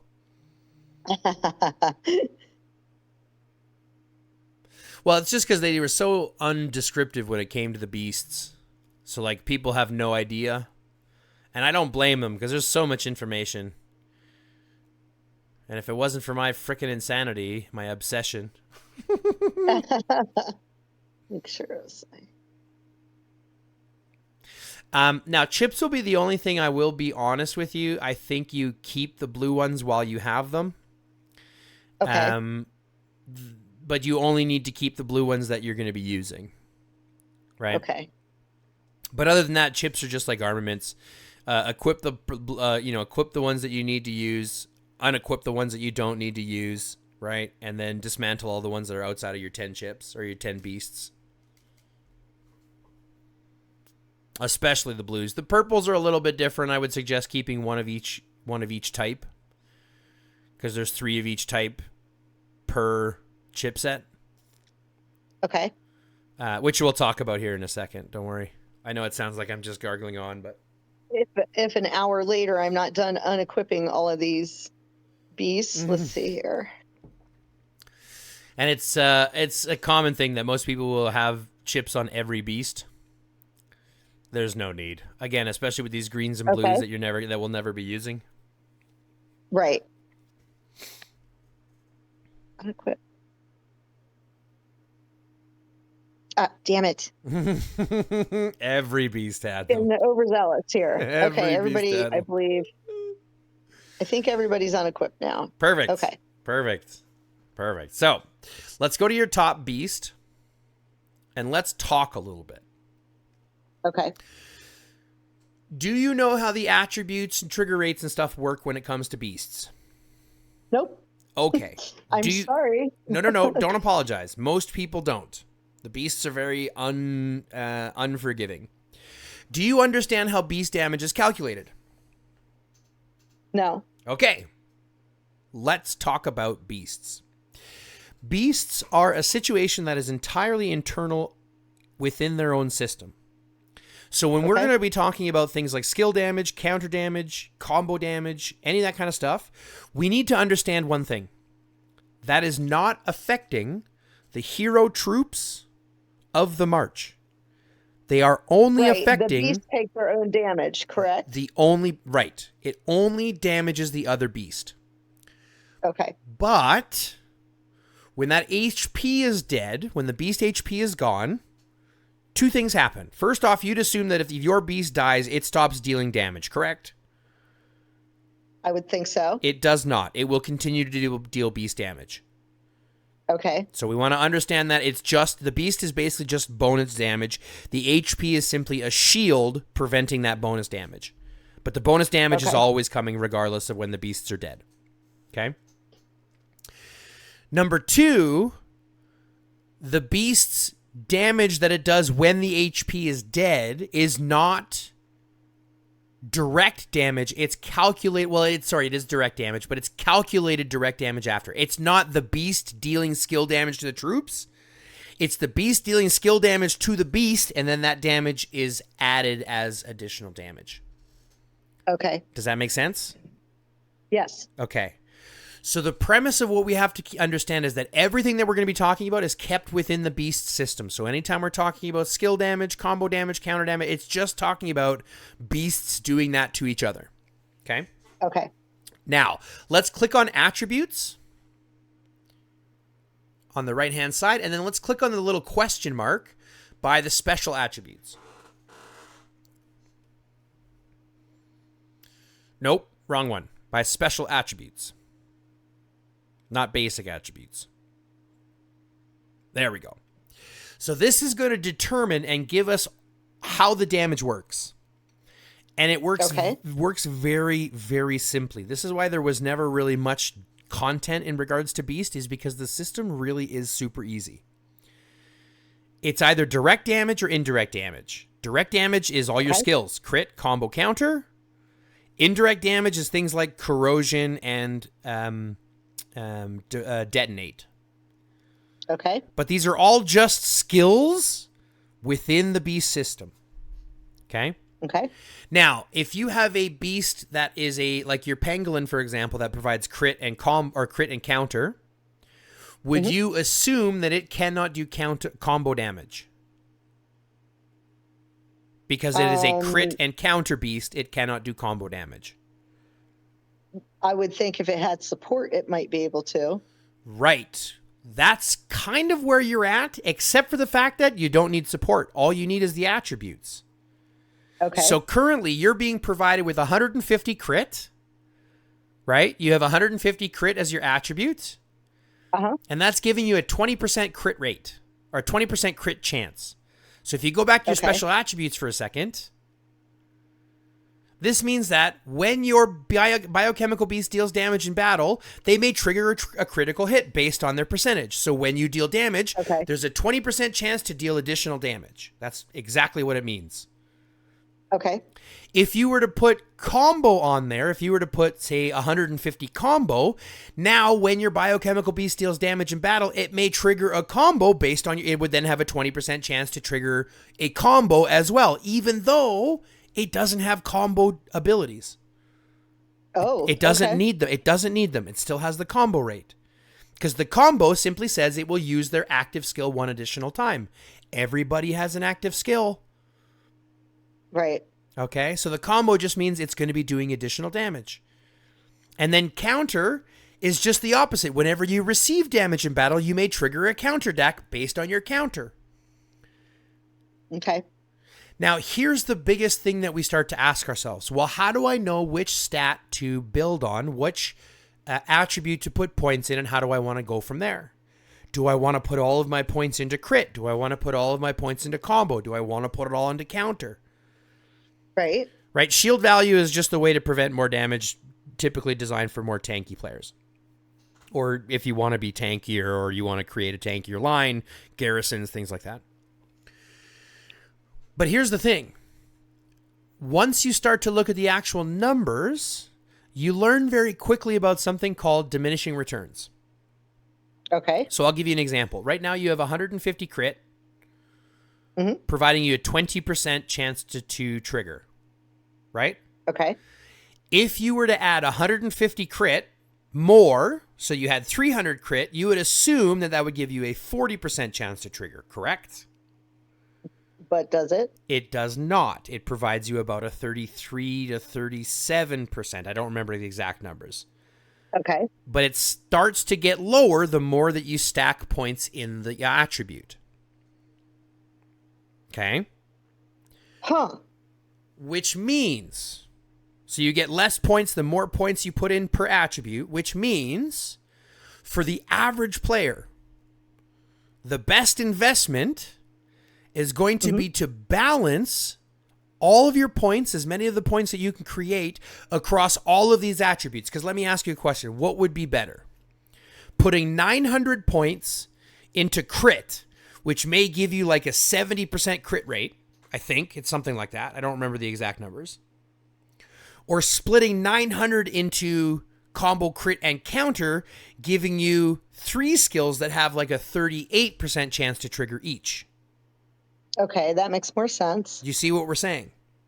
Yes. So the concept then becomes to balance out these attributes as much as we can. Okay. Right? And this will help with not only the heroes that we, or the beasts that we pair them with. So if I want to put, for example, this character, the Volcano Rhino provides crit and additional crit damage. So if I paired him with a combo beast, like the crab or the rally beast, because I believe the rally does combo. No, he does crit and counter. I believe the other guy does combo and counter. Combo and crit. So if I wanted to add combo, I could pair him with the bull. Now remember, those base attributes are only available once you level them up with pristine life. Okay. So even, yes, you can pair them this way, but until you add that pristine life, you're not getting the inheritance from their core attributes. You see what I'm saying? Right. Yes. This is why we have to choose which beasts we work on and work on them basically one march at a time. Not just one beast at a time, but one march at a time. This is why even working on 5 marches becomes more expensive, because now you have to work on 10 beasts and 60 chips all at the same time. Which is what I was doing. Do you see how it starts to compound to being extremely expensive? Yes. Right. Right? So we want to be as efficient as we can. So let's look at our top 2 marches that we're going to possibly use. Right? Right. I would select with leading with your undead bull, but not the undead, the corpse bull, sorry, the corpse bull. And I would pair this corpse bull with your lava rhino. This one. No, yes. This one. No, actually pair him with the volcano rhino. You're right. Okay. I got the names wrong. And the corpse bull in front. Right. And I'll tell you why. Click on his attributes. Once you pair them up, so pair them with your volcano rhino. You'll have to scroll up. I'm sure he's at the top. Yeah. Okay. So right now you're getting, here's a stop here on the screen. Right now you're getting a 30% inheritance. You see this? Yes. That means that 30% of all of the attributes that your co-beast have, you are providing to your main beast. Okay. We want to increase that inheritance as fast as we can. Back out of this for a second and go to your beast store or your beast building. Press the little house button in the top left. Oh, this is a longer way to get there. Sorry. No, that's okay. Yeah. It's just a longer way to get there. Click the little beast. I'm sorry. Yeah. Base. Yeah, okay. Sorry. That's no problem. Go to your development for a second. I'm going to give you another little bit of tidbit of advice. Okay, so you're working to get combat support as fast as you can, right? Yes. Good. Get that combat support 4 as fast as you can. You have combat support 3 you haven't done yet.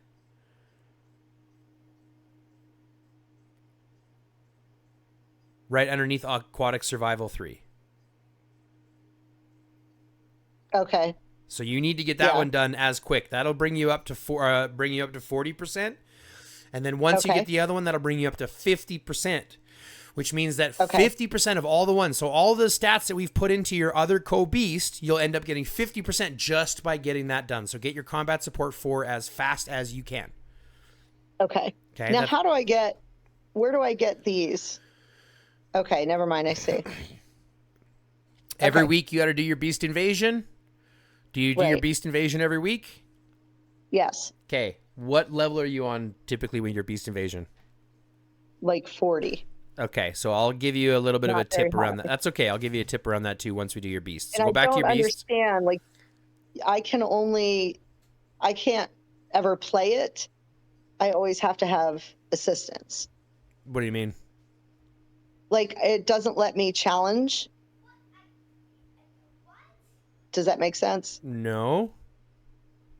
Yeah, I'm not able to. Anytime I pull it up, I'm not able to challenge. I'm only able to ask for assistance with the, yeah. So back out here, click the choose. Just hold on. Click the choose buff. You have to. You already have. Oh, this is your problem. Okay, so I see what your problem is. Okay, what? Here's two things. I'm gonna break your heart first and foremost. Purples and golds are shit. They are shit. You want to stick to blues. You want to stick to only blues. Really? Yes. Okay. Do you want to know why? No, I mean, yes, I do want to know why. Because your blues will show up more often. You can get 10 stacks on a defense, giving you 30% defense, versus one legendary, which is giving you 6%. Okay. Do you see what I'm saying? Yes. And blues come up enough and more often enough to give you the best buffs. You do not need purples. You do not need yellows. You do not want them at all. And that's all I have. Okay. Yes, that's all you have. So you want to understand that, number one. Number two, I'm going to give you the basic breakdown on the 8 buffs that you want to get every single time. Okay. Okay, and this will give you a really easy breakdown. We learned today one major thing about armaments, or about beasts.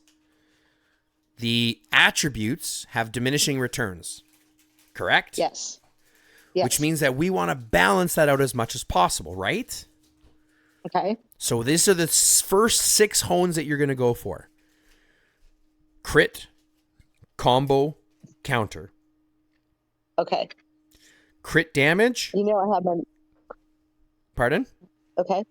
I said I have my pad out and writing this down. Crit, combo, counter. Crit damage, combo damage, counter damage, right? Very simple. Okay. We want to increase the trigger rates as well as the damage for our skills. Okay. HP and attack or defense, whichever you want. Okay. But those 8. Crit, combo, counter, crit damage, combo damage, counter damage, HP, and then attack or defense. Why are you home? I'm in a call. What happened? Nothing. Maybe next time check your message. I'm busy. Turn your phone up. The right way. My wife just showed up and it's kind of crazy. I don't ever do this auto-enable stuff. I always do picks by hand. Yeah, I was just looking at what it was. I didn't even know that was there until I saw that. So like, it's all good. So yeah, those are the 8 ones that you want to pick. And that's literally to give you the most amount of impact. So you have more amounts for your trigger rates, more amounts for your skill damage, and then good old HP, because HP is hard to get, and then attack or defense, whichever one that you prefer. Right. But in order to challenge, you have to pick all your buffs. Okay. So you have to go through and choose 8 buffs before it'll allow you to try again, before it'll allow you to challenge again. But I do that. And then literally I'm not able to challenge. Well, choose the 8 buffs right now. Let's see. I mean, it says I have 8 of 8 obtained, but I can. How do I release all these? Oh no, you don't. Well, you'll just go to the next one. I'll show you. Go to your choose buff. Click choose buff. Okay. And then from here you can pick. Say if you wanted to go click on your defense. Click OK. And then you can swap it for one of these. Now, I wouldn't necessarily swap it right now because you have what you have for this round. So this will be for next week that we'll want to do something different. So just click the back button and just click give up. It'll give you the next one. Give up. Right. And then just give up the 7 times. Or give up unless you can get another rare or legendary. Okay. And now you can challenge. What the hell? I didn't understand that at all. Yeah, okay. You have to do all of your buffs first, the buff choices, before to let you challenge. I had no clue. All this time I was like, won't let me challenge, and I'll just have to ask people. Like, I didn't understand that. Yeah, okay. You have to clear all your buffs first, and you'll get a buff choice every 10 stages. So every area, you get a new buff choice. Okay. So if you clear a couple of levels and then you stop and you come back, you have to choose those buffs before you can challenge again. Okay.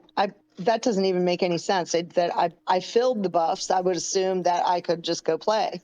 No, because your buffs will always upgrade, right? They'll always provide you a new one or one to upgrade it with or something like that, and they want you to give you the best chance. So you have to make sure those buffs are full all the way. Got it. Okay. Yeah. But then you can still challenge through. And then, so next week, once you have the 8 picks that you'll go for, focus on those and level them up as much as you can. As you get them leveling, as you're getting choices for them, level them up as high as you can, as balanced as you can across all 8. And I promise you'll do better. Okay. Good to know. So let's go back out for a second. Let's go back to your beasts, because we want to talk about how to pair them. So we've got the top pair that we have. And the reason why I want you leading with the Corpse Bull, because if you click on the attributes for a second, we're going to see he's got an HP of 51,000 and an attack of 2,600. Click on his first skill. The first bubble under his name. Yeah. So his first skill is going to deal 360%, which is 3.6 times your attack in damage, which means that your beast is going to do every 6 seconds about 7,500 damage. If he's in a rally, that's increased. So if he's in a rally, he's going to do more. If he's not leading, he's not getting this damage. You're doing all of the damage based on your other guy. And your other guy, if you want to click on your Volcano Rhino that you have number 2, he's going to be doing a lot more, right? So he is going to be stronger. Click on his first skill. He does only 300%, so he's doing 12,000 damage. So it is a little bit more, right? However, you're also not benefiting from the rhinos, or the Corpse Bull. The Corpse Bull's third ability. And all of a sudden now, if you go to the Corpse Bull and you look at the Corpse Bull, when he's co-leading, only provides a leader at a +10 or +8 defense on a attack, and you're not getting the active skill damage increase by 10% when you're using the next active skill. Okay. And once you level him up more, once you put more in levels and more into potential, you'll end up surpassing that attack and increasing that attack as well. Okay. You see what I'm saying? Yes. So even in this situation, if you wanted to lead with the other one as well, because the other one is doing much more in regards to damage off the bat, it wouldn't necessarily be a problem until you had a higher level on your Corpse Bull. Okay. But that's good. That's personal preference. I prefer leading with the Corpse Bull and then just dumping everything I can into leveling them up as quick as I can. Okay. And then let that be my focus. Okay. Does that make sense? Yes. Okay. So then next we want to look at our next beast. We'll do chips after. Let's look at our next beast that we want to pair together, which I would suggest being the Crystal Pangolin and probably your one of your Sabertooths. Okay. So the Crystal Pangolin is the purple one. Yeah, that guy there. I would pair him with one of your Sabertooths, whoever the strongest Sabertooth is.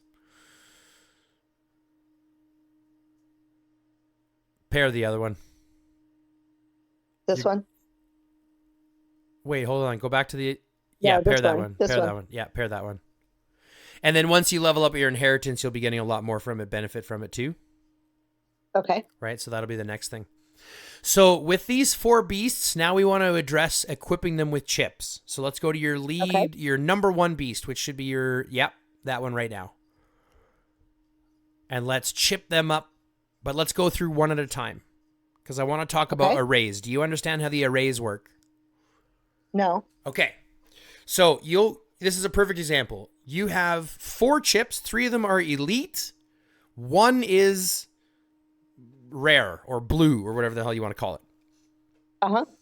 You notice how all 3 of the legendaries have a different image? Yes. That means that they have a different set.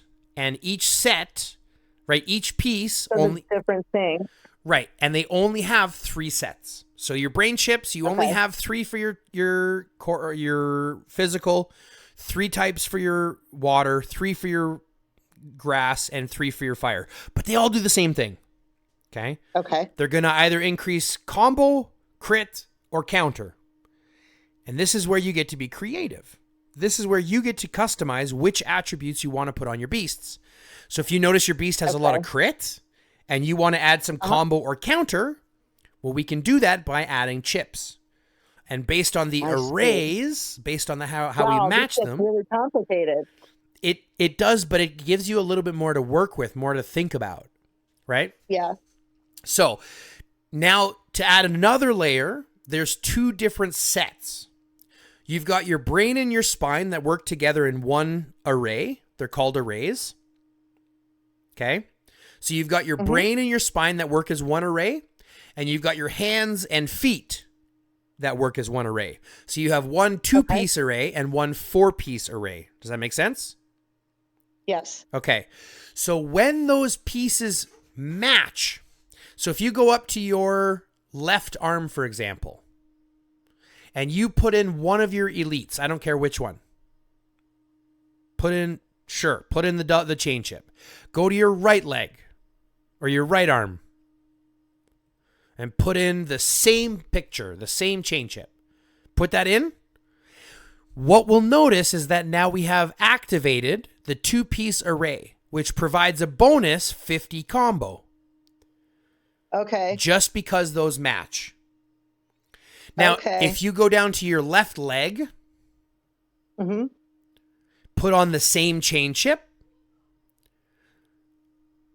and then go to your right leg, put on the same chain chip, we're going to activate the 4-piece array.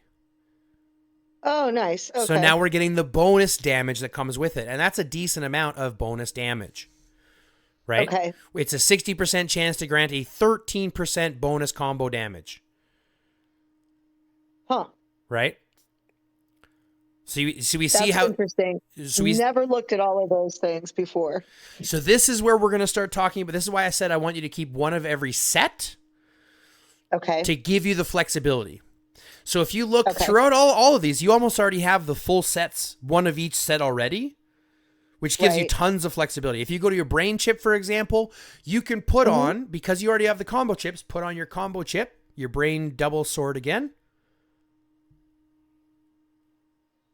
And then go to your spine, put on the double chip again, and then level that one up, manage that and level it up.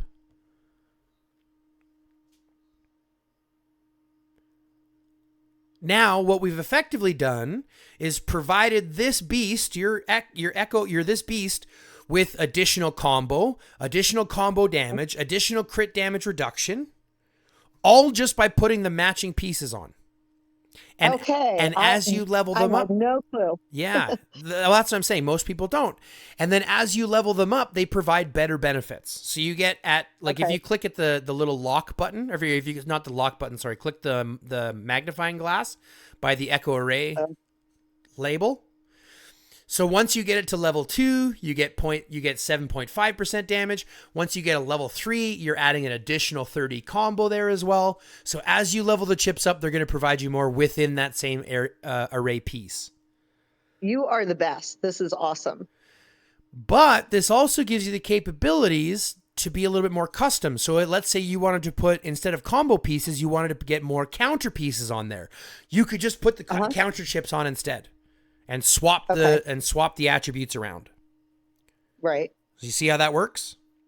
Yes. Okay. So we have him equipped. Perfect. Let's go to your support beast for him, which is who? Perfect. The lava. Let's go and equip him with chips. And let's see what we can give him. Now remember, we've got combo chips on the leader. Oh, we don't want to quick equip. Let's not quick equip. We want to go through and we want to be tactical here because the other ones aren't. Remember, we've got combo on our leader, crit naturally in the build, so maybe we want to put counter chips on this time, on this beast. Okay. So like these. I think it's the other one. So go to your arms and legs first. This will be the ones that actually add the good ones. Go to your arm first, and I believe you want to put the one that's got the sword pointing to the left. Yeah, yes, counter. That's a counter. So put that one on. Now go to the right arm. Put your counter chip on. It's good. You've got that counter chip already. Now, don't have it there. We don't have it here, but this is okay. Go to your other leg for a second. Let's see if you have the matching. Okay, you don't. You don't. It's actually the other side. Oh. So that's okay. That's okay. We can look at doing two things. Go back to your other leg for a second. Okay, so we can't actually match up the next set, which is unfortunate because you've got one from one set and then two from the other set. So that kind of sucks. Right. But we can still put in something the best that we can here. So I'd still put that one in there. And then I would go to the other leg and I would put in probably the combo booster, that one. It doesn't really matter. They're providing grass reduction, so it doesn't matter either way. Okay. Okay. Now let's go to your brain and spine and see if we can match them there. Do you have a matching one in your spine?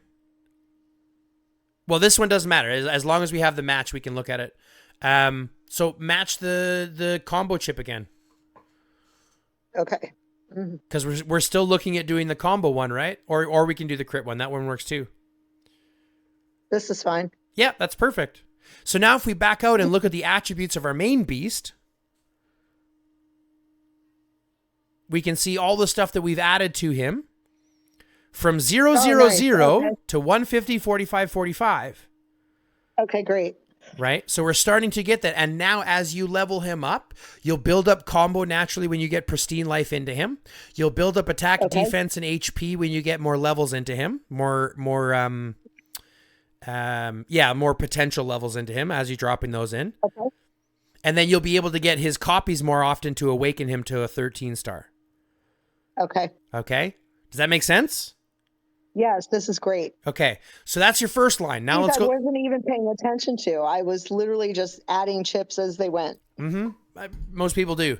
And it's a good thing that the game limited it. They saw it as a problem already, and they said, we're only looking at the top 10 beasts. Right. So let's go to your second beast, which is going to be, in my opinion, your Crystal Pangolin. Let's go ahead and equip him. And you have a lot of matching chips, so let's look at matching out the other set. Let's put counter on this guy. Oops, that's with the other one already. No, that's combo is on the other one. So counter is the sword pointing to the left. Okay. So let's put the sword pointing to the left on all the pieces that we can find.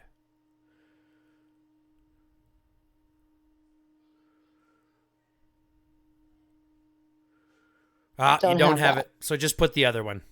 And know that we'll switch over as soon as we get that fragment. Okay. Same thing with the brains. Yeah, might as well. Might as well stack it. And actually, I'm going to give you a trick. Just put the other one in. We'll know that we'll match it after. Okay. Go to your left leg for a second. Let's equip the matching pair to the right leg.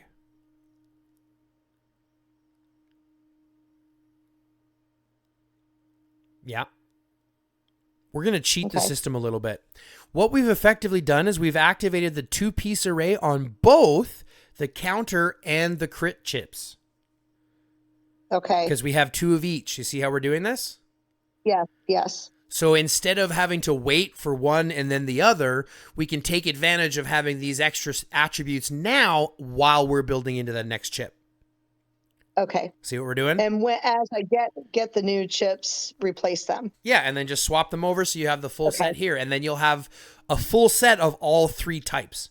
So you see how each type has 3 types within it? Yes. Right? You want to save up one of each of the types in each of the types. Okay. That's what you should be building. But that means all of your blues are going to be going away pretty much because we won't need them. Okay. Right? And a lot of the other ones that we aren't going to be equipping, we can go away as well. So we can use them for parts fragments for the chips that we actually need. And then remember, in your store, your chips are going to be more valuable than the fragments for the beasts, as well as anything else in that store pretty much. But we'll talk about that in a second too. So let's back out and let's go to the support beast for this guy. And then let's equip him with whatever. If we can get a full set, let's see if we can get a full set of something. So we've got that one going both ways. Well, yeah. I messed up. Oh, did you? You didn't actually equip it. Yeah, so it'll just do the top one at 1 star. And then level it up. Oh.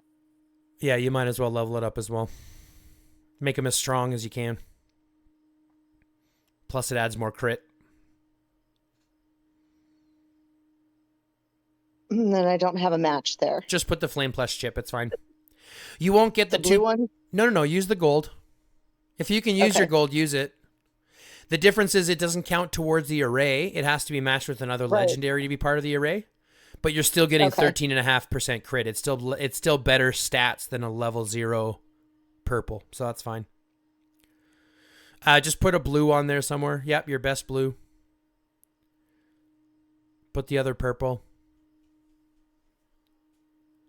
The purple? Yeah. Even though it doesn't match? Yeah, even though it doesn't match. And I'll tell you why. Look at your other blue. Even a 2-star blue. Yeah.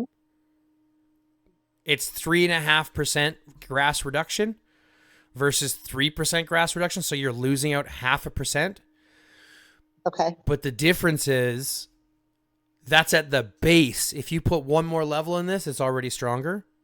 And it doesn't give you the array possibilities. So it's really kind of like, 6 of one, half a dozen of the other. Okay. So put your double sword in. It's not looking good for these. It's fine. Remember, these are support beasts. You're only getting 30% of what you got of them anyways. And then pair it there. You've even got an array there for more combo damage. That's perfect. Okay. So now we back out. We look at our secondary beast. And our secondary lead beast goes from 0, 0, 0. You can look at your crystal pangolin straight to the left. Look at his attributes now. And now we're balanced a little bit better. We had 0, 0, 0. Now we're 0, 98, 150. Okay. And as you level them up and provide them with more of their stats, right, they're going to get more of that capability. Okay, great. Now, what I would suggest doing, because you still have to work on 5 marches, so you still have to pair 6 more beasts together. Yes. I would take your next 6 strongest beasts, not including your blue ones. Right? Okay. So not including the blue ones.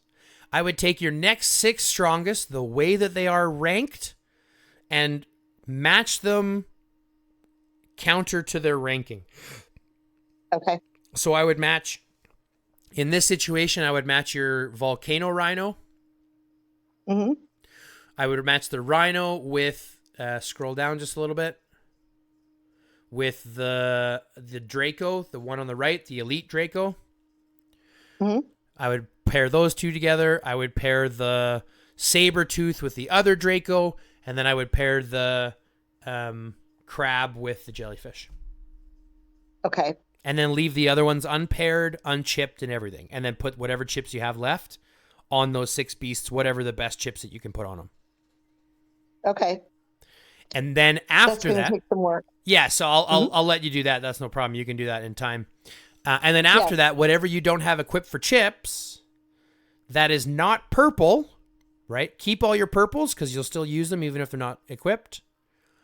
Get rid of all the blues and start using them towards buying out the beast fragment store every week. Okay. Does that make sense? I probably have a little bit in there now. Yeah. Well, you will once you bust down some beasts and stuff like that, and once you bust down some fragments, you'll have a little bit. The tough part is it's not a great transaction for that, but they give you a lot of blue. They give you a lot of blue beasts, so you should have no problem breaking them down later. Okay. Perfect. This has been some really good information. Are there any other questions or concerns that you have? Because truth is, my dear, we've gone through pretty much everything. I mean, we can talk about vehicle if you'd like, because I know that there are always a couple of questions about vehicles. My vehicles are terrible, and I'm not even worried about them right now. Well, just show me your workshop for a real quick second. There you go. Mm-hmm. That's actually not bad. That's not bad. I mean, had I been paying more attention in the beginning of what each thing was, and only been focusing on the ones that I was using. But again, in the beginning, I was very all balanced. over the place. Yeah. And to be honest, what you have here isn't like, it's not unfixable. It's not unmanageable, right? Because you still have tier 3s. The only suggestion I would have right now is to get your other tier 2s to tier 3s as quick as you can. Right. And then focus on leveling up the infantry ones to level 10. Yes. But other than that, you're still within a good rank. I mean, having, 5 for your ranged, 5 for your riders, and 6 on your infantry, it just means that you're more balanced. So you have a good foundation to start from. Okay.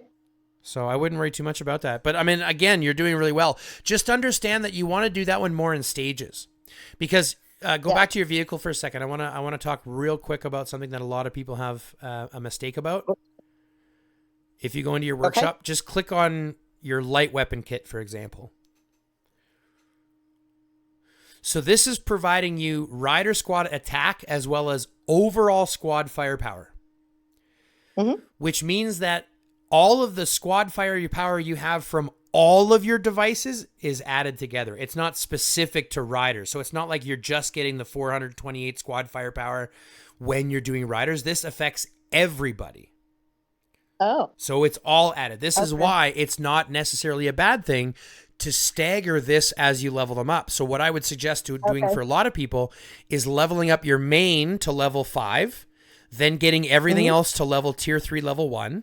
Right? So you get it to tier 3 level 5, then you get everything else to tier 3 level 1, then you get your main to tier 3 level 10, then you get the other ones to level 5, so that you're still using those points as effectively as possible to get as much bang for your buck as you can. Okay. Right? So you stagger them in that way, and you'll do a lot better too, because like I said, it is overall squad protection and overall squad lethality. Okay. Super. So, other than that, do you have any other questions, concerns, things that have been bothering you, things you didn't know about, things you would like some guidance on?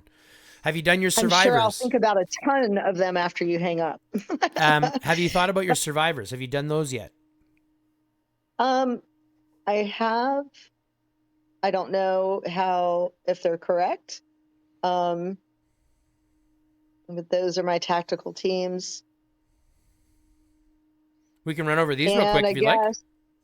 Yeah, I think we're going to have to fix these because we have new leads. Yeah. So that'll be the biggest thing. So first things first, let's go ahead and clear everything out first. Okay. So click on your easy way to do that? You got to go one at a time, but there's only 6. Okay. So click on your ironclad recruits, and then click on the little switch button. No, the little switch button that's on the... So click on Miyamoto's image. And then click on the right-hand side. You'll see the little switch button. No. Back out here.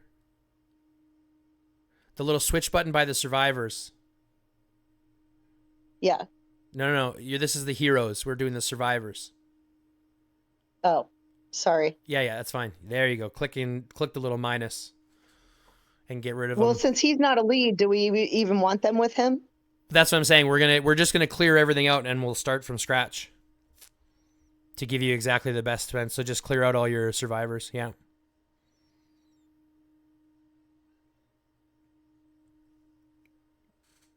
And then back out, go to your next line. And switch hero, put in Miyamoto. And then delete all your survivors, because that way we can pull the other hero out as well. Otherwise, it'll leave Cynthia in there. I'm taking her out.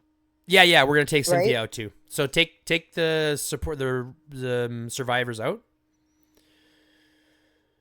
and then click switch heroes and select Miyamoto Or, yeah, select Miyamoto. It was a dude. I know. No. We want to put Miyamoto in so that we're going to swap out the hero as well. Do you see what I'm saying? So when you go back now, you have the spot that Miyamoto is in is empty, so we can put in the survivor that we want afterwards. No. Just back out. Just back out. Because we'll go through and put them all in afterwards. So back out. Go to the next one. Nora, yeah. Swap your heroes for Miyamoto. Get rid of the survivors. Perfect. Because the truth is, we can actually modify these, and we want to put Miyamoto in the most valuable spot. So yeah. So replace him with Miyamoto. And we want to put Adut in the most valuable spot because she'll be leading that main march, right? Okay, I think I understand now. Took me like 5 minutes, but... Survivors, again, it's just another layer of confusion. And survivors, again, weren't explained very well. So it takes a lot of kind of figuring out and diving in and kind of figuring out, what it is. Oh, you still got rebar in there. Oh. And you have to kind of guess what we're doing. A lot of this is guesswork until you find out. And then it's, I blame IGG 100%, so don't feel bad.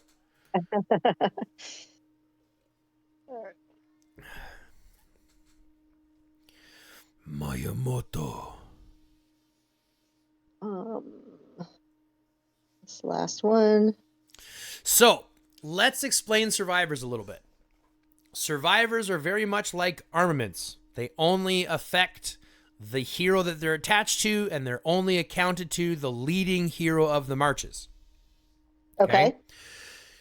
So when we talk about what survivors to put on and where we're putting our heroes, there's two types. You've got your recruits, and then if you slide over to the left, or to the right, pardon me, you've got your elites. Right? Ironclad elites, Flashbolt elites, and Hawkeye elites. The difference here is if you so go to your Ironclad elites, because this is your top infantry line. Let's go here and let's put Adut in there. Now, how do I know that? How do I know that's the top infantry line? Because it's the elites versus recruits. Oh, okay. So you have the Hawkeye recruits, and I'll tell you where the difference is. If you look at the elites, you see how in this selection, on the bottom selection, you can either put an infantry, a ranged, or a rider in there? Okay. Do you see how that works? Yes, I do. If you go to the Ironclad recruits, you can only put infantry in. Now, you're going to ask, well, why does that matter? If I'm going to be putting in infantry, why does it matter if I'm putting a ranged survivor in there, right? Oh, that doesn't make any sense. But I'll show you a little trick. So go to your Ironclad elites. Let's put Adut in there. Oops. And let's put Adut. Yeah, let's deploy her. Now let's go to your first one. And let's just equip the first two the best way that we can. And let's understand, remember how we were just talking in the vehicles, the squad fire is unanimous with everything, right? Squad firepower, because it's not specific. Because these skills don't specify that they are infantry only, things like damage reduced against ranged squads, I can put that effectively and benefit a ranged hero. Okay. Do you see what I'm saying? Yes. So I could put... But it does... Sorry, go ahead. What the little blue gun does indicate to me that it's just for infantry. Right, but I could put this. So you see how that third slot, I can put one of those in the third slot. Let's scroll down your heroes for a second. Okay. Go click on that third slot for your elites for a second, actually. Scroll down. Now it's going to give you options for... Keep going. First off, here's one right here. See that James? Yeah, James, yeah. So put James in there. Guess what? You're getting both of those abilities. Okay, I understand now. You're getting infantry squad attack plus squad counter damage. But let's say you didn't have James. Scroll down farther. As far, keep going. Look, it's now providing you ranged heroes and rider heroes. And these ones, look at their stats. Read their stats. Let's look at David, for example. It just says basic attacks have a 10% chance to deal 112% damage to the current target. Does that say specific to infantry or riders or ranged? It does not. So guess what? It's not specific to riders or range. I could, in fact, put David in that spot and still get that benefit for a DUT. Now, it's just better that you have James, because James is the best choice for you elites. So that's your better option to put there anyways, right? But you see how that gives you a little bit of flexibility in those elite spots. Okay. I never noticed that before either. That is good information. Right. So we have some things to think about. So now let's look at putting in your other heroes for a DUT. So let's put in your other survivors. From what we have, let's just look at putting in the best stats that we have. You've got 1.2% squad attack for infantry, which is fine because she's doing infantry. Scroll down further. You might have better buffs in your elites, to be honest, because they might be higher level. No, 1.5 for attack, so it's better than 1.2.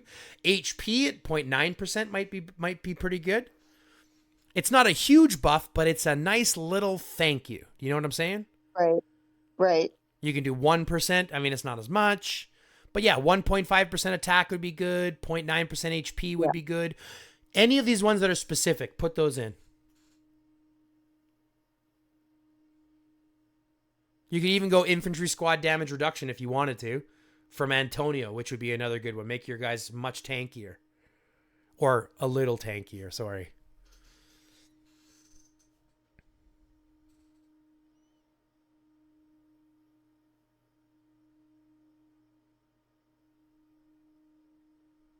This one? Sure, yep. Antonio would be a good one. Okay. Yep. And that means that a DUT is going to get an additional infantry squad damage reduction buff, infantry squad HP buff, infantry squad attack buff, and squad counter damage buff. Awesome. So that's what a DUT gets. Okay. So next, who is our next possible leading hero?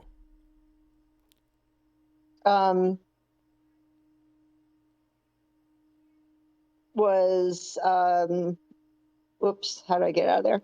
Volt, I thought. Yep. So now let's go look at putting Eileen. And she needs to be in.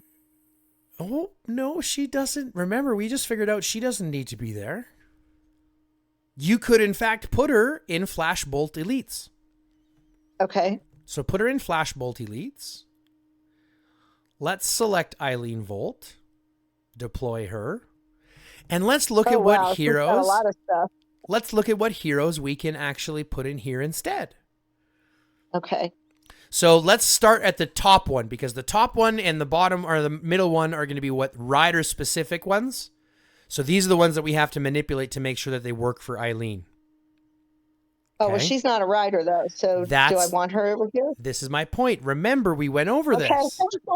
We talked about this. It's not specific to riders. Unless it says rider squad attack or rider squad defense, then they will be specific. But if you scroll up, for example, and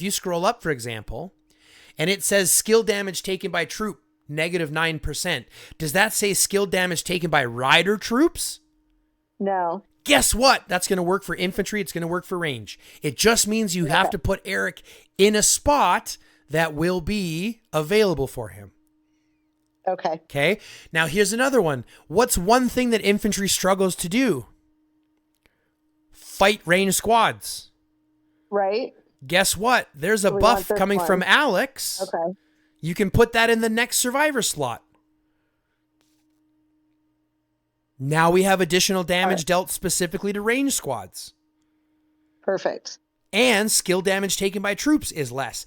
And here we can either slot in a infantry hero, a ranged hero, or a rider hero that would fit within that capability. All right.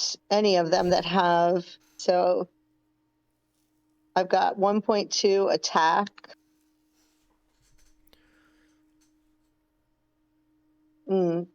What about that one? Because that does... Yeah, it's going to provide both, but let me ask you a question. Yeah. What's range squad attack going to provide you? Are you leading range? No. Are you leading ranged heroes? No, but if it's going under the one that has all three, am I not understanding that correct? It will provide the buff, but those buffs are only active for the specific. Range. Exactly. Okay. So you can still have the plus ranged buff, but are you leading ranged troops to get benefits from those ranged buffs? Okay. No, we're not. So here's another good one. You could put Coach in there. You could put Emma in there, because one thing that Eileen does really well is AoE damage. So boost her AoE damage. Okay. And now you're using what would be a range buff, but because you're not a ranged player and you wouldn't benefit from using it, you're now getting that buff on Eileen instead. Okay. Make sense? I think I get this. Yes. I just have to be careful to what it specifically says. Right. If you look at that thing. Okay. Exactly. So if you look at Kara's, for example. Not the icon, but what it says. The text. Okay. The text is important, my friend. So now that you understand this part, if you back out, these are your main two lines. You can put your other you can still put your range leader in. You can put your rider leader in. Put those in the recruits, right? The Hawkeye recruits. You can fill those up with your range leader and your rider leader, and then put in what other infantry hero you want that you're going to be, like a Raigaro for whatever your 5th march is going to be for your arena or whatever it is. Right. Right. However you want to pair the rest of those marches, the best that you have, just put them in that way. But this breaks down survivors entirely for you. So now you have a total breakdown on survivors. Yes. Totally understand instead of what I was doing before. So yeah, there is so much. Well, and I still have to go back and finish my beasts and finish this. Mm-hmm. But now I get to try this out in GW. We'll see what happens. Yeah. And like I said, I think your biggest bet is going to be to focus on fighting with 1 march at a time, maybe 2 if you need the extra support. But just make sure that you're focusing on fighting with your team, right? Make sure that you're going out in your groups, carrying 3 or 4 players at the same time with your top 2 lines is going to be better than 1 person marching 5 at a time. Unless that one person you're marching against is a whale. Then all the advice I can give you goes out the window. Right. Then I just get melted. Mm-hmm, mm-hmm. We all do. So so don't feel bad. Really, right? Yeah. I really appreciate your time. This has been really, really eye-opening, and I very much appreciate it. No problem. I'm glad we were able to make this work. With that being said, ladies and gentlemen, I want to give a big shout out to Famous for coming and joining us on the channel for this real big deep dive top-down analysis of her account. You know, I know sometimes it takes a lot to be able to go through your account and take a look at what you've done, and a lot of people think that they've done the wrong things, but truth is, it's all about the experience, and if you've had fun so far, that's really all that matters. All that we're trying to do, and all that I'm trying to do, is give you a little bit of focus based on what your spending power is. Because at the end of the day, if you're a whale, you can spend whatever you want at any time, and it really doesn't matter. But for the average player, having to think about these things strategically and having to think about them a little bit more and understand a little bit more about the mechanics goes a long way to being able to make sure that our accounts are, have the longevity, be able to play in the game as long as we want, be able to score those points, get in there and fight, and be a part of the change, right? Be a part of the alliances that we want to be a part of. Other than that, folks, if you haven't already, like the video, comment down below what your favorite tip was, subscribe to the channel, fill out the notification bell if you haven't already, and click the join button. Become a member. It's only $5. What else are you going to spend it on? That being said, folks, I love y'all. Love, peace, chicken grease, and until next time, stay lifted. 3, 2, 1, let's go.